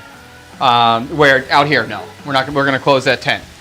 So it's really just if you're in the super touristy area where the drunks are going to be, it's going to be a late night operation. And it would be great, and the business would be great. It's just the mental health of dealing with that sort of clientele day in and day out is not ideal. Even though it's going to be profitable, it's just going to be painful. So maybe down the road we would do that, but I don't think we want to start there. And it's going to be so good that people will want to seek it out. Yeah, Do a D7 day. that's what I think so. And you know, in terms of like the travelers coming here, I think there's no problem. They'll take a 20-minute car ride. But the locals, I think, when they taste it, they'll order it. And we can just get delivery no matter where you're in the city. You can get whatever you want here now. This is good news for the international schools, especially the teachers that live nearby. They could do some catering orders, some 100%. morning orders, get them shipped over there for their lunch hour. Tree, here's somebody comment. Tree still doesn't understand the behind concept. He's going to get hurt. Yes. And I said yelled at behind. him last week about this. I said behind.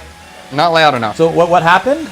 when you're in a kitchen, when you're behind somebody, you have to say behind. Okay, put the camera on this man right here. You talk to that guy Go to directly Jay. who's calling you out. You look at this camera right here, right here. You call him out. What's it? You respond. I already. No, look at him. He's there. I said behind. Well, Yeah, you hear that? He said behind. So what do you want to say to him? this is the ring announcer from BPW who's trying to start crap. Okay? That means that you're wrong, bro. Okay? He said behind. Come on, bruh. Oh. You got him. And that's why you don't mess with this man. He comes with fire. All right, so I'm pulling out this second round of chicken. I'm going to actually double fry. I'm going to go back with my original ones just to crisp them up even more. Ooh, yeah. Crispy. The shape actually reminds me of funnel cake. The shape. Yeah, in a good way. I like it. Oh, yeah. Now we got some. Look at these. Waffle. Look at those golden. Brown. Red. Waffles. That's it. And these are going to go, I'm putting my original pieces back in to get a second round in here at a higher temp. And then we'll assemble this thing. Wow. Stop. Go sit over there. Yeah, we got to get ready to eat. We got to get like in the zone here. They so good. I know. Watch your pops, a master at work, a sensei of the kitchen. I'm gonna go south right here. He's like Master Shifu. What are you talking about? Your dad. Isn't that from like Kung Fu Panda? Yes, Am I wrong? it's from Kung Fu Panda. Can't remember. I just know this because our BPW guys dressed up as it. Cook the comments becomes fight the comments. Yeah. There we go. Trying to train the young man and not taking no crap from no one. Are you guys planning on selling any Chad branded teas, drinks or teas? I think we would definitely, at first we want to talk to Rooster Beverages. Rooster Beverages carries a lot of products and I like all of them. So we may want to just have them be a distributor. And depending on the location, if we have enough space, we'll definitely make some teas. We'll definitely make some bottled teas as well. If we don't have enough space, we'll just rely on potentially a partnership with Rooster. Hypothetically, if you were to make a condiment Yes. that you might feature in your sandwiches that people could buy, Yes. what might that be? Pickles. There's a couple different pickles. If I was making something to sell into a supermarket, it would be shallot oil, garlic oil, and a chili oil. That would be just in supermarkets.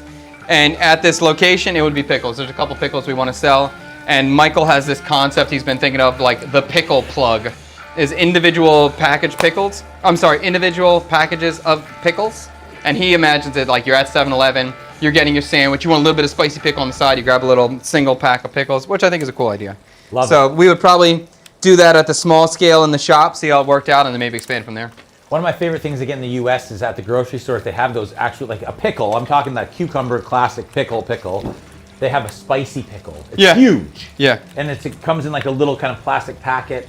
Love that thing. I don't know the brand, but if you guys know in the chat, remind me of what it is. It's awesome. Ooh, that looks nice. Yeah, it looks good. The chicken's nice and crispy. Yeah, chicken and looks good. brown. Chicken looks good. I'm not going to season the chicken because it was brine, so I do not want to over season it. I could eat a piece. That would probably be a good idea, but we're going to move forward right now. I'll let you pick your plate. Would you like a white plate or a black plate? I am happy with either one. Okay. You choose. Which one do you want? I'll do a single, I'm going to do the white one for Carrie because I'm going to do the waffles on there. And I'll make a small plate for Chi. What'd he say? Said he doesn't want to say because he might come across racist.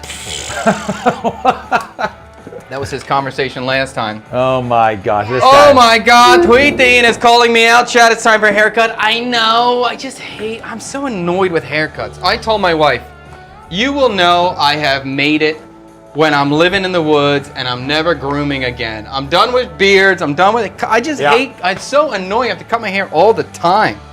But then Michael told me to be grateful that I have to cut my hair, that my hair is growing, that I'm forced to cut it. He should grow it out and he can go by Chad Christopherson. Anybody who knows Chris Christopherson, you'll get that reference. I don't, but I'm gonna try to be grateful that I have to cut my hair, even though it's so annoying. I might do it today. Chris Christopherson's a famous actor, had long hair, long beard. He was in the original, what's that Gaga movie about becoming a star? Is that the dancing one? A Star is Born. The original Star is Born was with Chris Christopherson. Bradley Cooper's character was based on him. Okay, let's assemble. Oh yeah, it's time to Assembly. Avengers. Assemble. Oh, Twee likes the haircut vlogs. Okay, I can do a haircut vlog. Oh, maybe I'll get my haircut at the free place on the street. I've always wanted to do that. Yeah, do a roadside place. Yeah, we haven't done that yet. But there's a free one where if you go, there's like training, so they cut hair for free. You know. Wait. Oh, Tang told me to wait. Okay, I'll wait. But yeah, do that. If you do the ear cleaning, then you can get that weird ASMR fan base. I like the ear cleaning stuff. There you go. Do that. Did you ever do that? I've not done it, but no, not yet. Oh, it's nice. The only problem is you might fall in love with the girl cleaning your ear, or the man. It's that enjoyable that you might fall in love with the man cleaning your ear. It's very sensual at a certain time. They spin the little Q-tip. It is a weird, enjoyable sensation. I paused because I did an ear cleaning, but at like a hospital because I actually had earwax cover my ear hole. Your drum? So I couldn't hear it. Yeah, my drum. So they had to rinse it out, and when they did it, it was like eureka because I could hear it again. It felt like I got my hearing right back. Now look at Fred and grateful for your haircuts. Yes, and Michael will say the same thing to me. Chad, you should go to one of the roadside barbers. They'll cut your hair, and then they do the super intense head massage after. Yeah. Like the blah, blah, blah. The knuckle thing. Clack, clack, clack, clack, clack. Can I move forward? Okay, Tang game, then go ahead. All right, so we got waffles. We got chicken. We're going chicken on top of the waffle. Oh, look at that. Okay, I think that's gonna be like a good look right there. It seems like a good portion. Trey, back up. Move. Go sit over there like I told you 3 times already. And now we're gonna put the salad on the side. I wish I had that red waffle that you could see. It would be good visual contrast. We're gonna do some of the pickles. Actually, let me do the vinaigrette on here first, or the glaze on here first. Okay. This is amazing. Oh Okay. my gosh. I want to eat this. This looks amazing. Okay. He's dying over here. Now we're gonna do okay, a little bit of the fish sauce glaze on top of the waffle. Tang, can I move forward? Why don't you switch the camera for them to see too? Okay, bada bing. Yeah. All right, we're going glaze on top.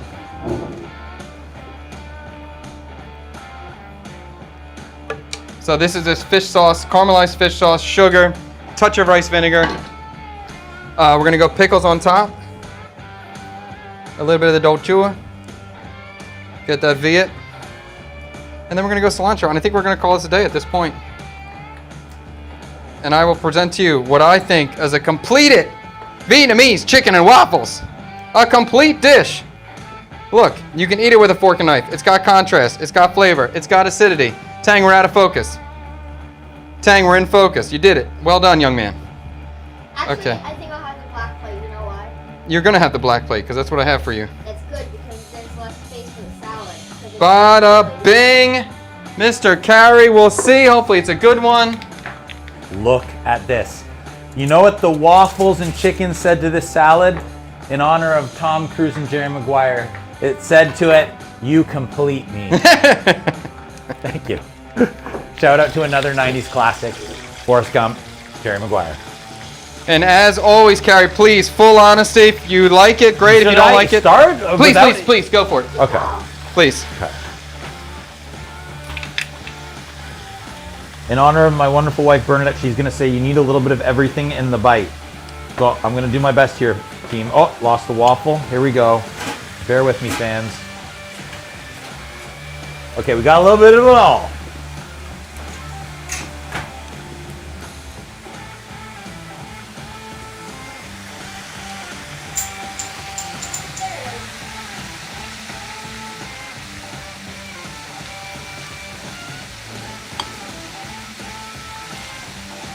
Amazing texture. Yeah. The taste, wax of Vietnam. Yeah.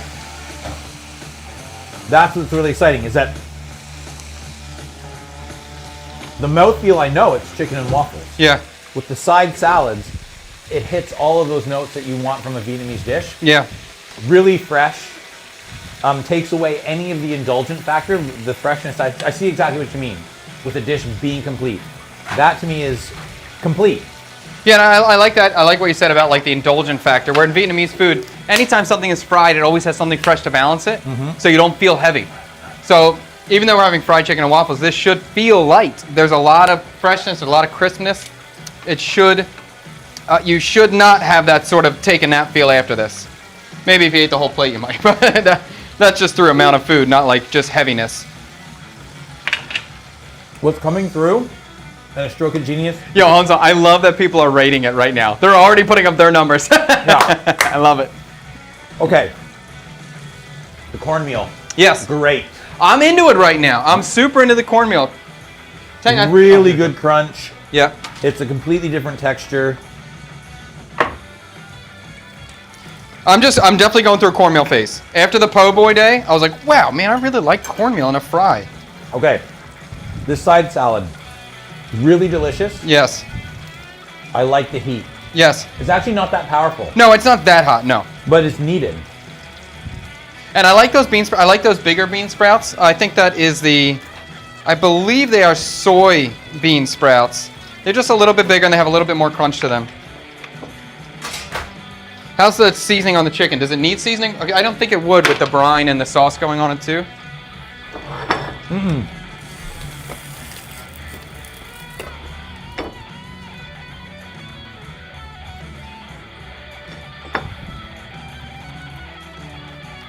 Really tasty.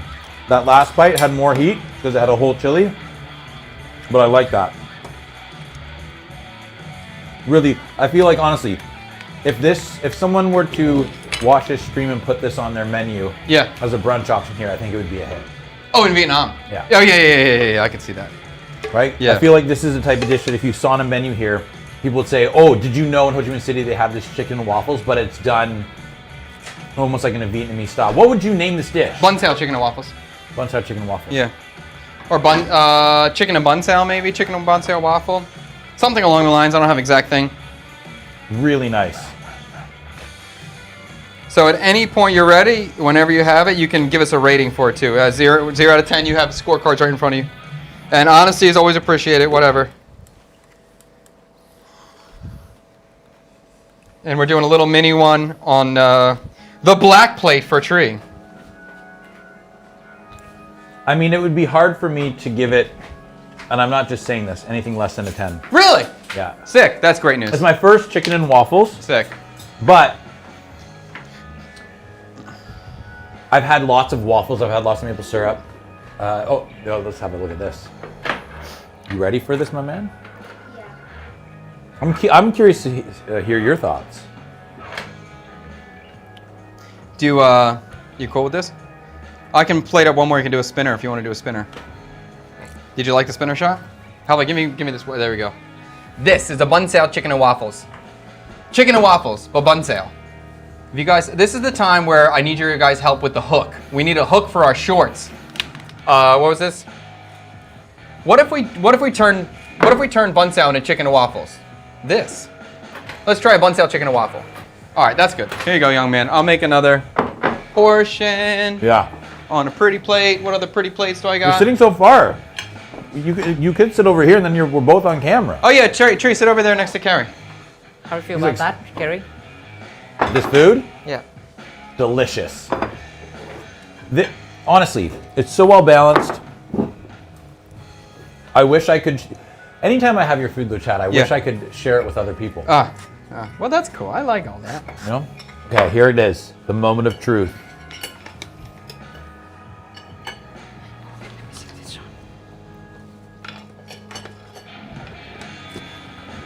Oh yeah. Do you like it? Do you really like it?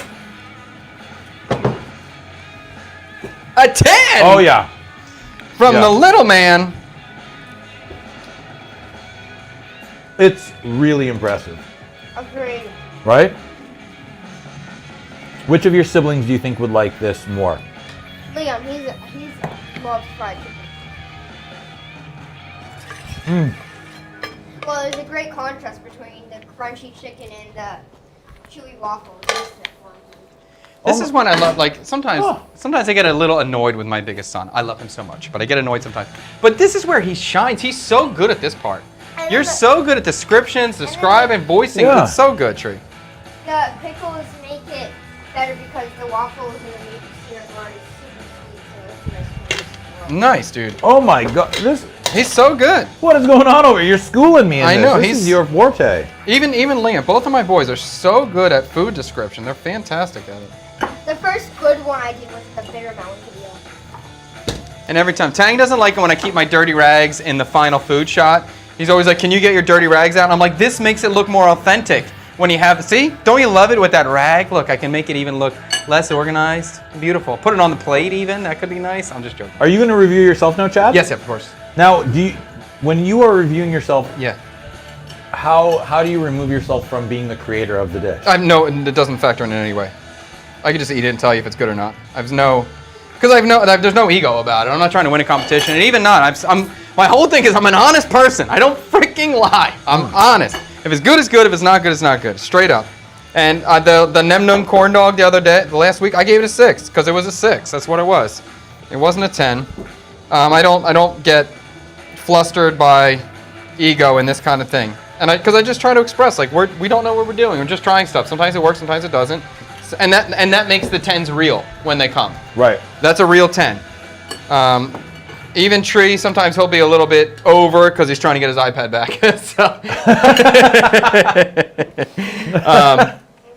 So he's not always 100% trustworthy, but usually it might be an 8. He might give it a 10. Well, this is 10. That's a 10? I'm excited. The cornmeal and the chicken is getting me excited. I like that. And we are about there. Let's give this thing a try and see how it is for real. As I am, thank you. The plating is so pretty. Thank you so much. Tree gave it a 10. Chef score is about to come. Okay. And we are going. Just want to go through here. Yes, I made an Nem Nung corn dog last week, which is not great. If you ever want to vote on that again, I would love to do a repeat of it, because I know I could do it better. But let's try this thing. Right, let's spin it first. Do you want me to put it on the spinner? Yeah. Okay. I'm here to please my buddy Tang and give him Look what at he that. needs. Yes, here we go. Tang, can you put the poll up while we're waiting for this moment? While we're spinning? Is that okay or no? Hey, he's got too much. All right, give him a chance. We're going to take it step by step. So what we'll do is we'll have Tang's going to finish his shot over here. Tree, move. Tang's going to finish his shot. And then I'll try this, and as I'm trying it, we'll vote on the next dish. Use a rag as a cloth. Wow. Who suggested this bad boy? I don't know. Who brought... Oh, I just remember the commenter. I forget who it was. I thought it was Sammy, but it wasn't. Do you remember the name? Who? Who suggested this one? Here. There we go. Abominable Scotsman. That's right. Abominable Scotsman. That was funny. Here the poll. Poll for this week? Yeah. Okay. Tang's going to put the poll right now, and we are going to be voting on what we're going to be making on Wednesday. So this is going to be done on Wednesday, 10 a.m. Indochina time, Tuesday, 10 p.m. Eastern Standard Time. Depending on where you're watching from, it will be a different day of the week. Pretty crazy how this works, but that's the reality. Let me see. And very, very confusing when you're trying to communicate to people when you're streaming.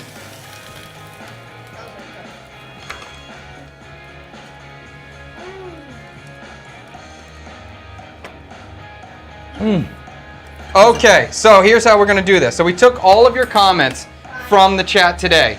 We're going to do an initial vote. Can we do 2 minutes? Don't make it too long.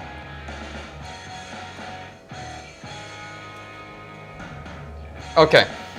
I want to know which ones are up there. What do we got? So, okay, before we vote, can you stop the timer? Is that possible or no?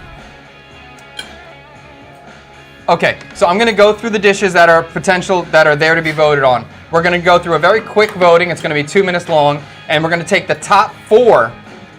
Actually, we're gonna take the top 3 because we're gonna use Carrie because he gets an automatic in because he's the guest of honor We today. have another option of Fred. On Fred's option is in. Okay, so we're taking the top 2 out of this because we got a super chat from Cyber Daddy to get us in there, and we got Carrie as the VIP. So we're voting for the top 2 after that. We're going to do a quick vote in 2 minutes, and then we're going to do the final vote immediately after that. And I want to run these through quickly so you understand what the dishes are. The first is a Banh Xeo tteokbokki. So this would be, Banh Xeo is a Vietnamese rice roll, but tteokbokki is the Korean chewy rice cake.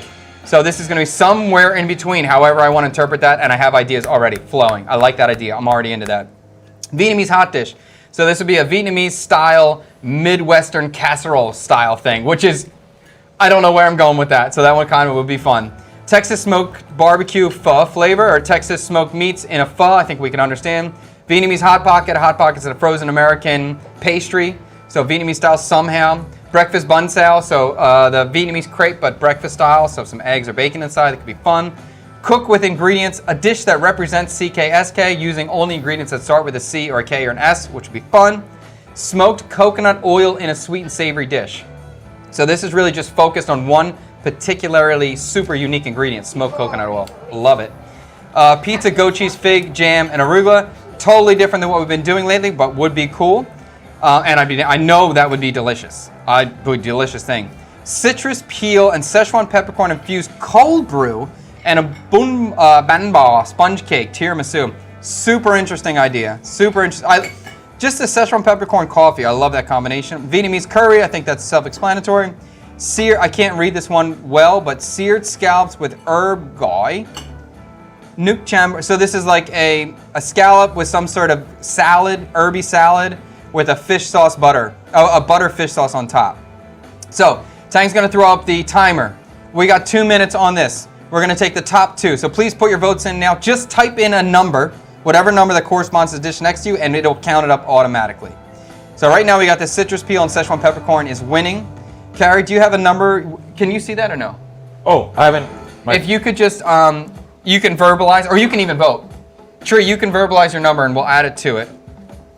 Let me go over here, look. I'm actually going to vote for the Banh Xeo tteokbokki. I think that would be fun. Okay, let me see.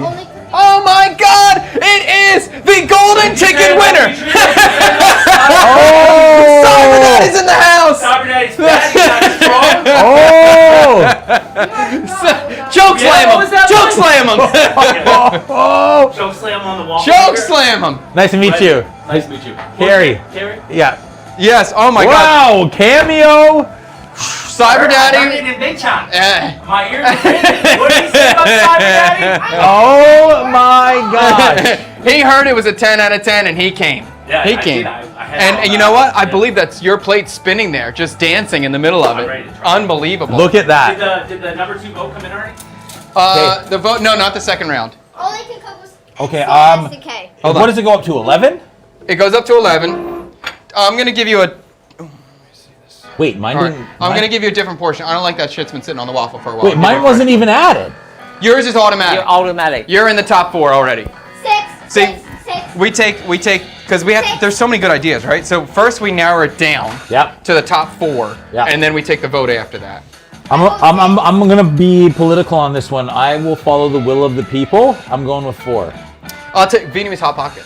Oh, is it? Vietnamese Let's hot go. pocket. So no matter, it seems like It- we it- have. that's got it. It's on the top. Is it? It's going big Okay, there. 2, 1.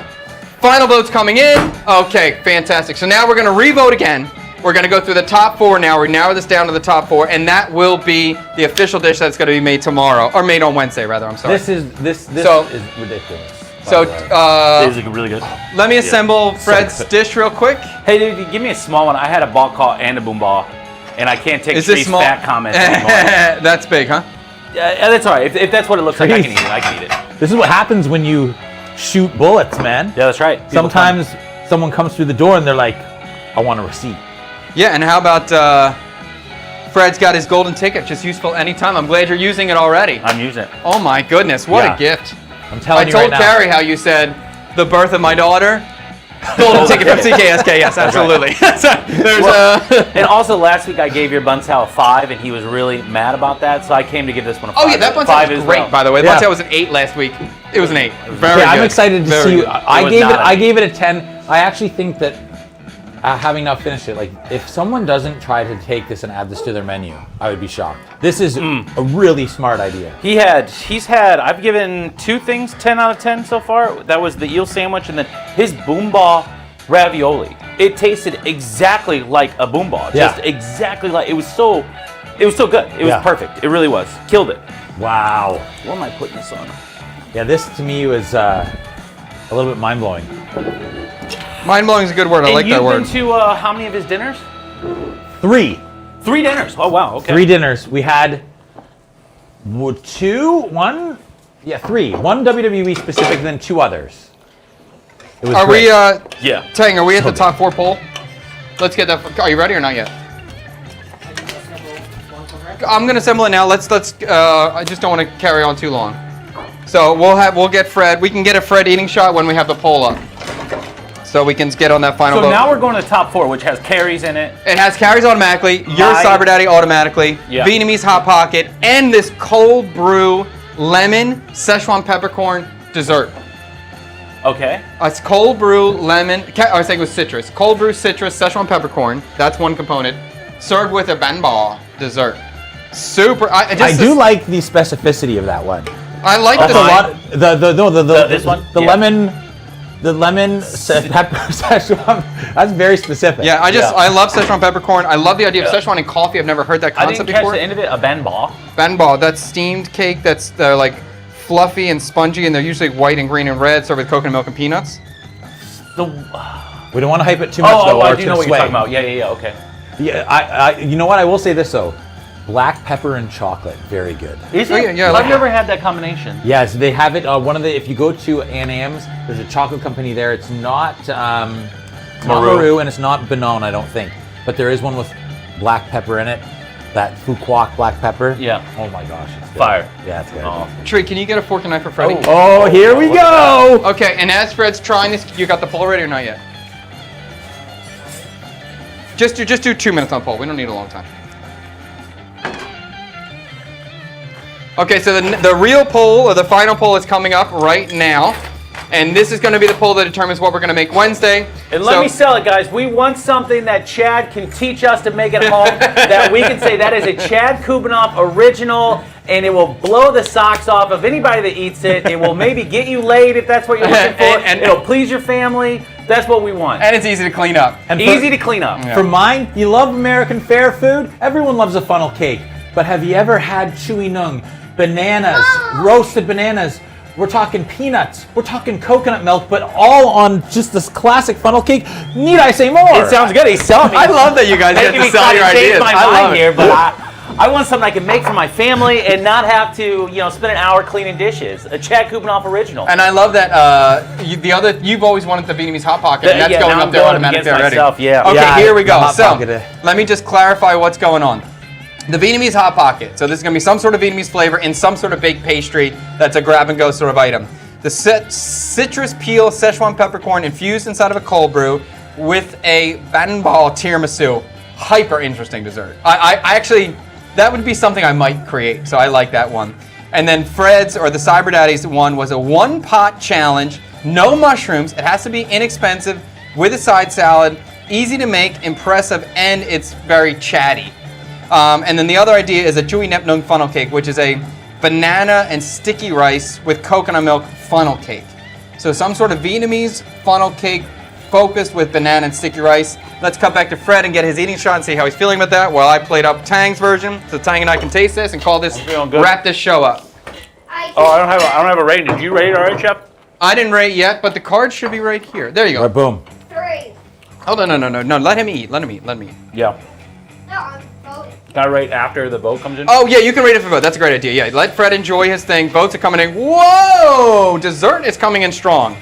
You know what? After all your selling that you guys did, you're getting no votes. No. 0 votes for that selling.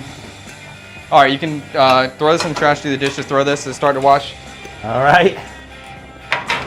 Yeah, I'll dump this in the trash for you. Okay.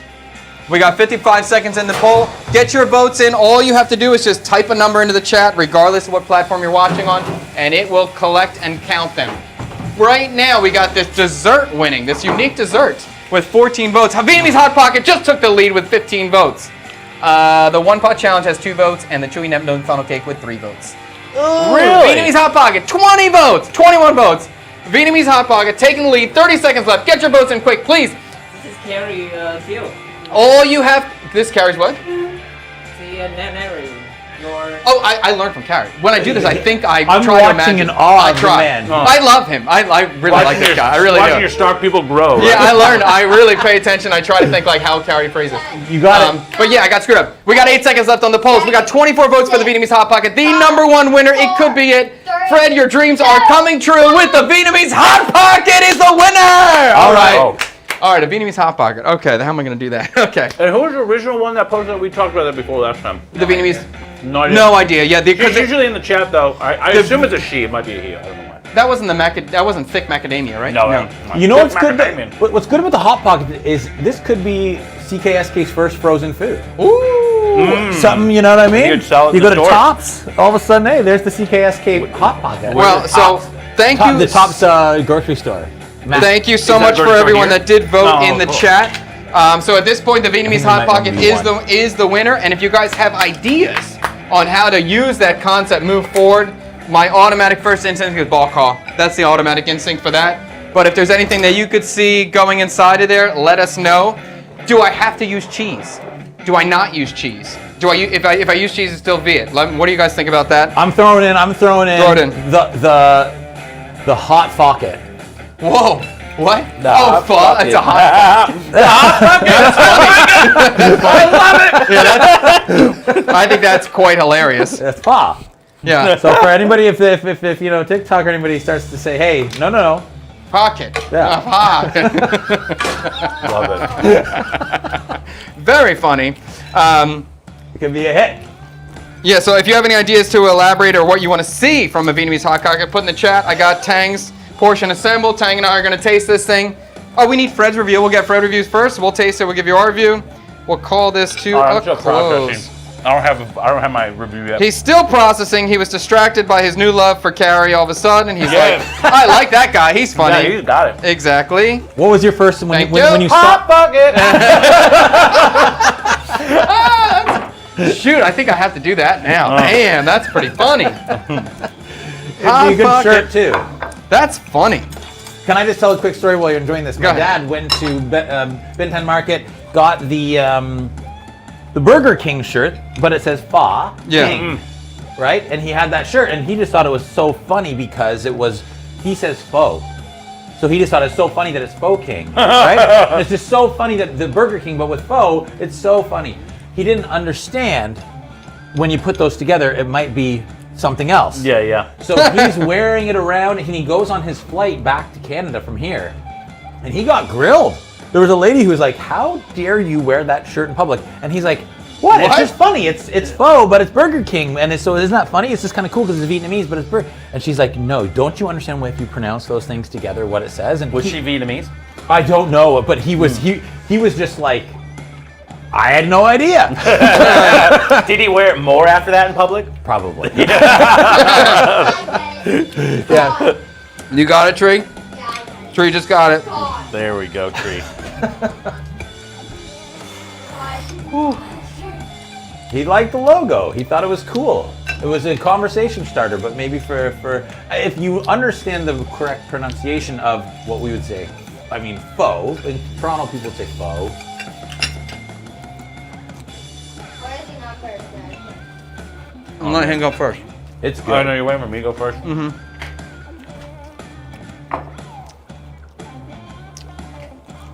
This is the hardest one for me to review. The hardest?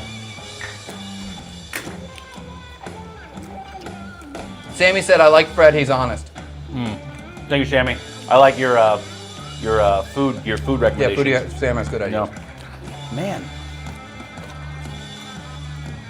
Sanctuary Place said, I'm used to the cheese lava danger being an important part of the Hot Pocket experience. That's a true statement. I really feel like there's something here. That's why it's so confusing. There's something here. There is for me. There's something here. I don't love the texture of the bean sprout. I just don't like cold. Like I just don't like the texture of bean sprouts. So the texture of the bean sprouts and the salad's a little off for me. Yeah. And maybe the flavor of the salad going with the chicken and waffles off. But something about your batter for the waffle and that fried chicken and then the syrup on it. There's something going on. Oh, let me also say that this was presented as a Banh Xeo chicken and waffle. Yeah. That's the idea. Okay. Yeah. Wow, I think you got something really good here. I'd like to see what you do on the next one. If you ever did this again, what it would be then? I'll give it a 7. Okay. It's good. And what if the salad was not bean sprout, just cucumbers? I still don't know Some if raw I love onion. I don't know what you put in the salad. Is it a fish sauce dressing? Yeah, fish sauce dressing and shallot oil. I don't know if I love the fish sauce dressing going with everything else, but I know that you have fish sauce in the syrup. Right? Yeah. I don't know. For some reason, that feels off to me a little bit, but I don't know. It's good. Yeah. It's good. All right, cool. Tang, you want to get over here and try? You got to get over here before. Do you go last, Chad? Are you going last on the review, or I can go. Usually, I let him go last. I like the Vietnamese palate to be the last one. That's the one we believe in the most. Oh, you got yours. Okay. Thanks, just getting set. Everything's set up before it moves over. Is this chicken breast? And thigh. There should be both pieces. Chopped it up almost like fingers, like chicken fingers. It's a little unfair because mine was spinning for so long on the spin plate, so it's not as crispy and the texture is not as good as it would have been if I ate it right away. So I'm trying to factor that in. I do like the texture of the bean sprout. I like the salad. I like, especially this kind of bean sprout. I like these fat boys, these like big head ones. And I think this does taste like Banh Xeo. I think there's a lot of Banh Xeo. It really reminds me of Banh Xeo a lot. So I think I'm an 8. I like this. And I do agree with both of these guys. Like this is definitely a thing that can get. This could be a great a standout brunch item for a certain restaurant if they ever want to go for it. Yeah. It's really cool. Yeah, absolutely. It definitely could be a thing. I'm just trying to think what would I do as a side salad or side component to. What other options do I have for a side salad? And I'm struggling. You know, like with the bean sprout makes sense. With cucumber, just using the normal wrapping. I'll tell you, a whole nother concept, a whole nother direction to take this would be to make a salad with butterhead lettuce and a little bit of mustard leaf, all the herbs, and literally make a big salad. And on top of it, make waffle croutons, put them on there, fried pieces of chicken. So almost like a chicken Caesar salad, but we have the fried chicken, waffle croutons. You need to stop. You need to sit down and stop. Behind chef. Yes, and then I think that would be another cool presentation, as just like a full-on salad. Totally different vision of it, but I think that would be cool. Let's see what the most important, truly Vietnamese palate thinks of this unique dish. I like this stuff too because I know Tang has no reference point for this. Yeah. So he's coming at this like, I know Vietnamese food and everything else I don't understand, so this is weird Vietnamese food. Do I like it? I actually have waffle before, You had a waffle before? but I enjoy the spice. I enjoy the spice that you put in here. It's weird, but it's fitting somehow. It's like it's fit for a brunch more. Have you ever had brunch? I didn't understand the word you said. Did you say spice? Yeah, that's Okay. right. Yeah, because the fish sauce, I disagree with Brad because the fish sauce going so well with it. So well. I like the fish sauce in the syrup. I think the syrup's really good, but for some reason, just the salad. For some reason, the salad's a miss to me, but that's subjective, you know. Yeah, I feel like the syrup in the waffle is too sweet for me. Too sweet. Yeah, this one is balanced. It's fit more for brunch. Oh, are we seeing that syrup on a typical waffle is too sweet Yeah. for you? This syrup you prefer? Yeah. I see. And have you had brunch before? I'm not technically brunch, but Not technically brunch, but yeah. I taste waffle before. Oh, okay. Yeah, And did you have a waffle on the street or did you have a waffle in a restaurant? on a restaurant. Where? It was a resort. A resort A resort, yeah. Oh yeah. Where? in The beach town or something? In Nha Trang, I think. In Nha Trang? Yeah. Was it thin? Was it thick? It's it's a little bit thick Okay. with the syrup. Okay. Take your time. Take your time. If you need another bite, you can go for it. Give it 8. 8? Yeah, I enjoy it. The mostly is heat a bit, the spicy a bit. You know what else I like about it? I was just thinking about it. You know how like a Banh Xeo, sometimes you can get it served, but Oh, then that's Trey. What's up, Trey? I didn't know you were in here. you lose the texture of the Banh Xeo because it soaks. There's too much moisture, so then the Banh Xeo gets a bit sloppy. Yeah. Because of the thickness of the waffle, I like that it maintains. This texture. Yeah. Yeah, that was great. That was good. Maybe have us vote for reply cook in the comments where you have a choice of less than temperature to redo. Wait, hold on. Let me read this again. Like a redemption show. Maybe have us vote for reply cooking the comments where we have a choice of the less than 10 dishes to. Oh, I see. So dishes that didn't score well, or below a 10, or maybe I would say dishes that were below a 7 would be the number I would pick to redo them. So we take like dishes that were below a 7, then we vote on them. Which one gets a second chance? What would that be called? Like a redemption arc. redemption. A redemption arc. Yeah, A redemption arc for the Nem Nung corn dog. You mean like in the next episode? No, just maybe as he's saying as like a season finale. So maybe quarterly or every 6 months or something. That could be fun. Thanks for play. I think I understood what you're saying. Is that what you're saying? No fish sauce. Treating Win doesn't want fish sauce. Oh, fish sauce syrup sounds great. Yeah, it's good. Yes, no molestar. Where's my cup? I don't know where my cup is. It's yours. It's right in front of you. Yeah, the thing. Yes, no molestar. Yes. There's no molesting in this building. Oh, you can do what you want in your house. Not here. No molestar. Okay. Did you give your score? I said an 8 too. Okay. Yeah, but it's not, because mine was super soggy. I think if I assume if this was fresh off the oil, fresh off the waffle iron, it could be even an 8.5 because texture would be more crispy. The only thing potentially that would be cool in here would be some sort of fat element, maybe a mayonnaise, something. Maybe that would be the slaw. Maybe the slaw had a mayonnaise. That would be a little bit more. Would just add another layer of richness. Not necessary, but it might be kind of nice. What else? Yeah, that's all I got for that. I think you averaged maybe coconut milk in there. 8.3, right? 10, 2 10s, 2 8s, and a 7. Around, yeah. Probably a little more than an 8. Probably 8.5, something like that. I really fed about the what's this salad called? The bean sprout? The bean sprout, yeah. I don't like the texture of it. You don't like the texture of the bean sprouts? Yeah, in this kind of situation, Okay. in this kind of setup, maybe it's replaced with arugula or. I mean, I like arugula. Arugula to me just feels like cheating. Like it's not. I feel like I'm veering off from what the dish is, and when I do a dish that's kind of based off a dish, sometimes I do want to kind of lock into it and just be forced to use what that has. Yeah. But I mean, arugula is always. You only want to be forced to use things that are in a Banh Xeo. Yeah, that would be in a Banh Xeo. I'm never going to see arugula in a Banh Xeo. I'm never going to see arugula in a chicken and waffles. So it kind of is like a no-go. It would work, and I love arugula. I probably would always pick arugula for almost everything all the time.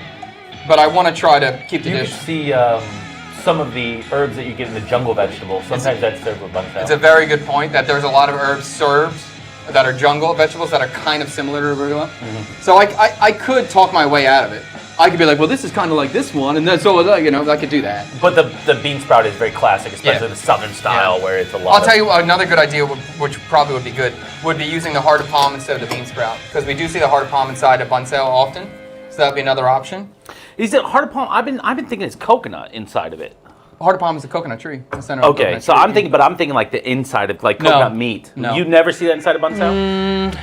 I think I've seen shredded coconut one time. But usually it's heart of palm, or the other option I'll see is mushroom sometime, which, not an option. I would never order If Cyber Daddy has a golden ticket, I'm just never eating mushrooms again in this building. Unfortunately, that's just that's how it is. Maybe a true coleslaw with mayo. Yes, something, it could be. Is there a food that you have a food aversion to?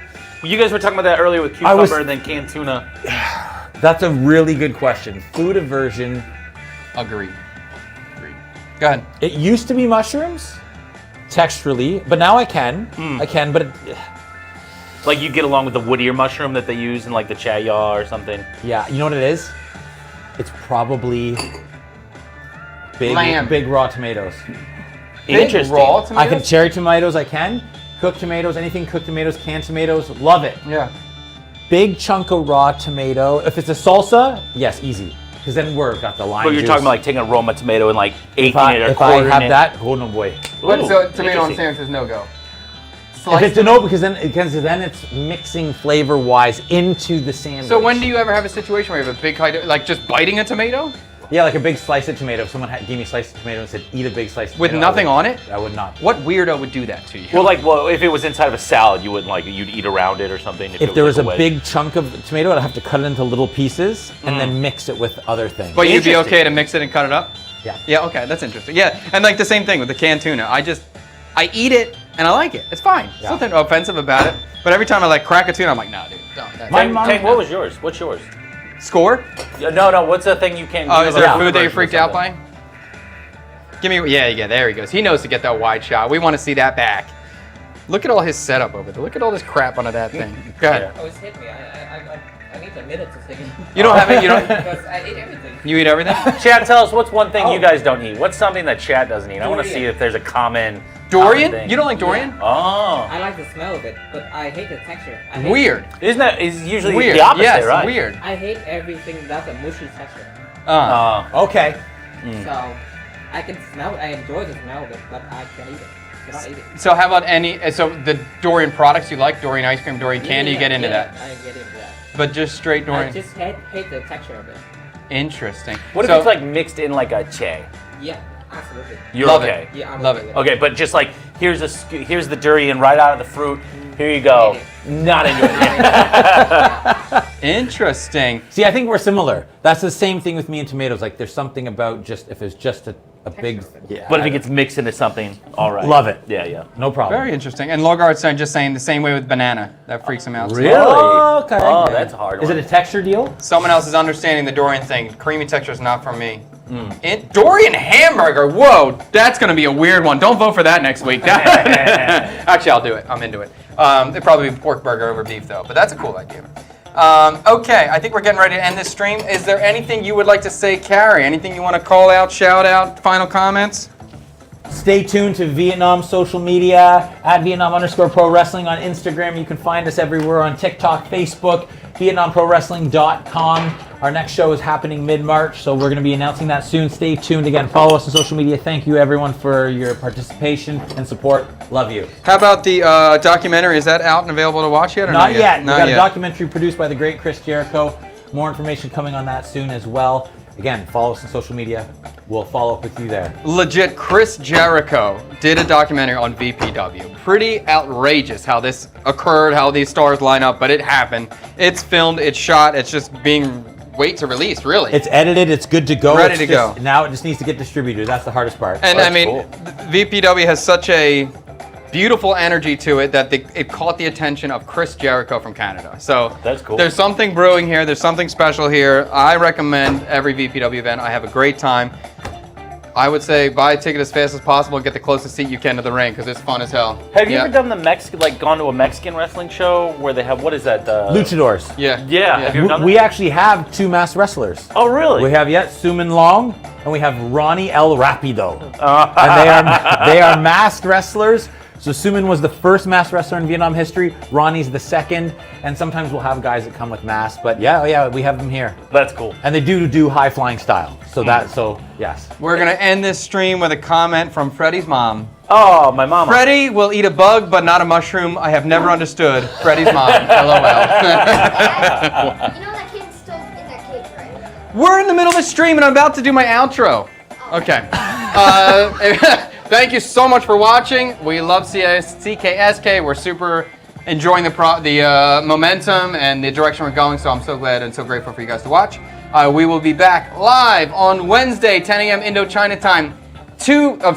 This is so bad. Wednesday, 10 a.m. Indochina time. Tuesday, 10 p.m. Eastern Standard Time. Depending on where you watch, it's a different day and a different time. Very confusing, but I hope to see you there. We will be making a Vietnamese Hot Pocket. If you enjoyed the video, subscribe to the channel. If you want to go on a food tour with me, check out chadgoodenough.com. Until next time, see you later. Peace. Okay, you want to tell me about some cat thing? In that cage. I know. Very sad. You're the king of sound. It's when you say something that's on your lip, and then like later on, you're just running here and say that kid's still locked in the cage. It's kitten. Oh. Alright, go to the dishes. Go to the dishes. I was thinking about you last night when I was cooking that bowl thing. Yeah. Are mics on? You sure about that? Turn your mic off. Dang, what Stone says. We're totally out now? Stream's still on. Sometimes I can still hear you guys talking when you shut it down. I know, that's why I'm saying be careful. Well, it's nothing crazy. Oh, okay. I just think you're missing a huge opportunity if you don't make some cooking course. If you don't make a cooking course and sell it online. I know. And I have all of the old CIA recipes that we got that you left before you got them. But it's like just a giant stack, and I thought that might help you shortcut a lot of classics with the ratios, or at least having the recipe right in front of you, like what the amounts are, like because I know you don't like writing down the damn recipe, right? But at least they give you like a good base, like a good starting point to go from, and that way you kind of have your classics there, like the pictures. Like, But do you think people are going to be more interested in me cooking classic or me cooking vegan? I think people, if it's a cooking course, I'd be disappointed if you didn't get classics. I'd be disappointed if you didn't. Still rolling on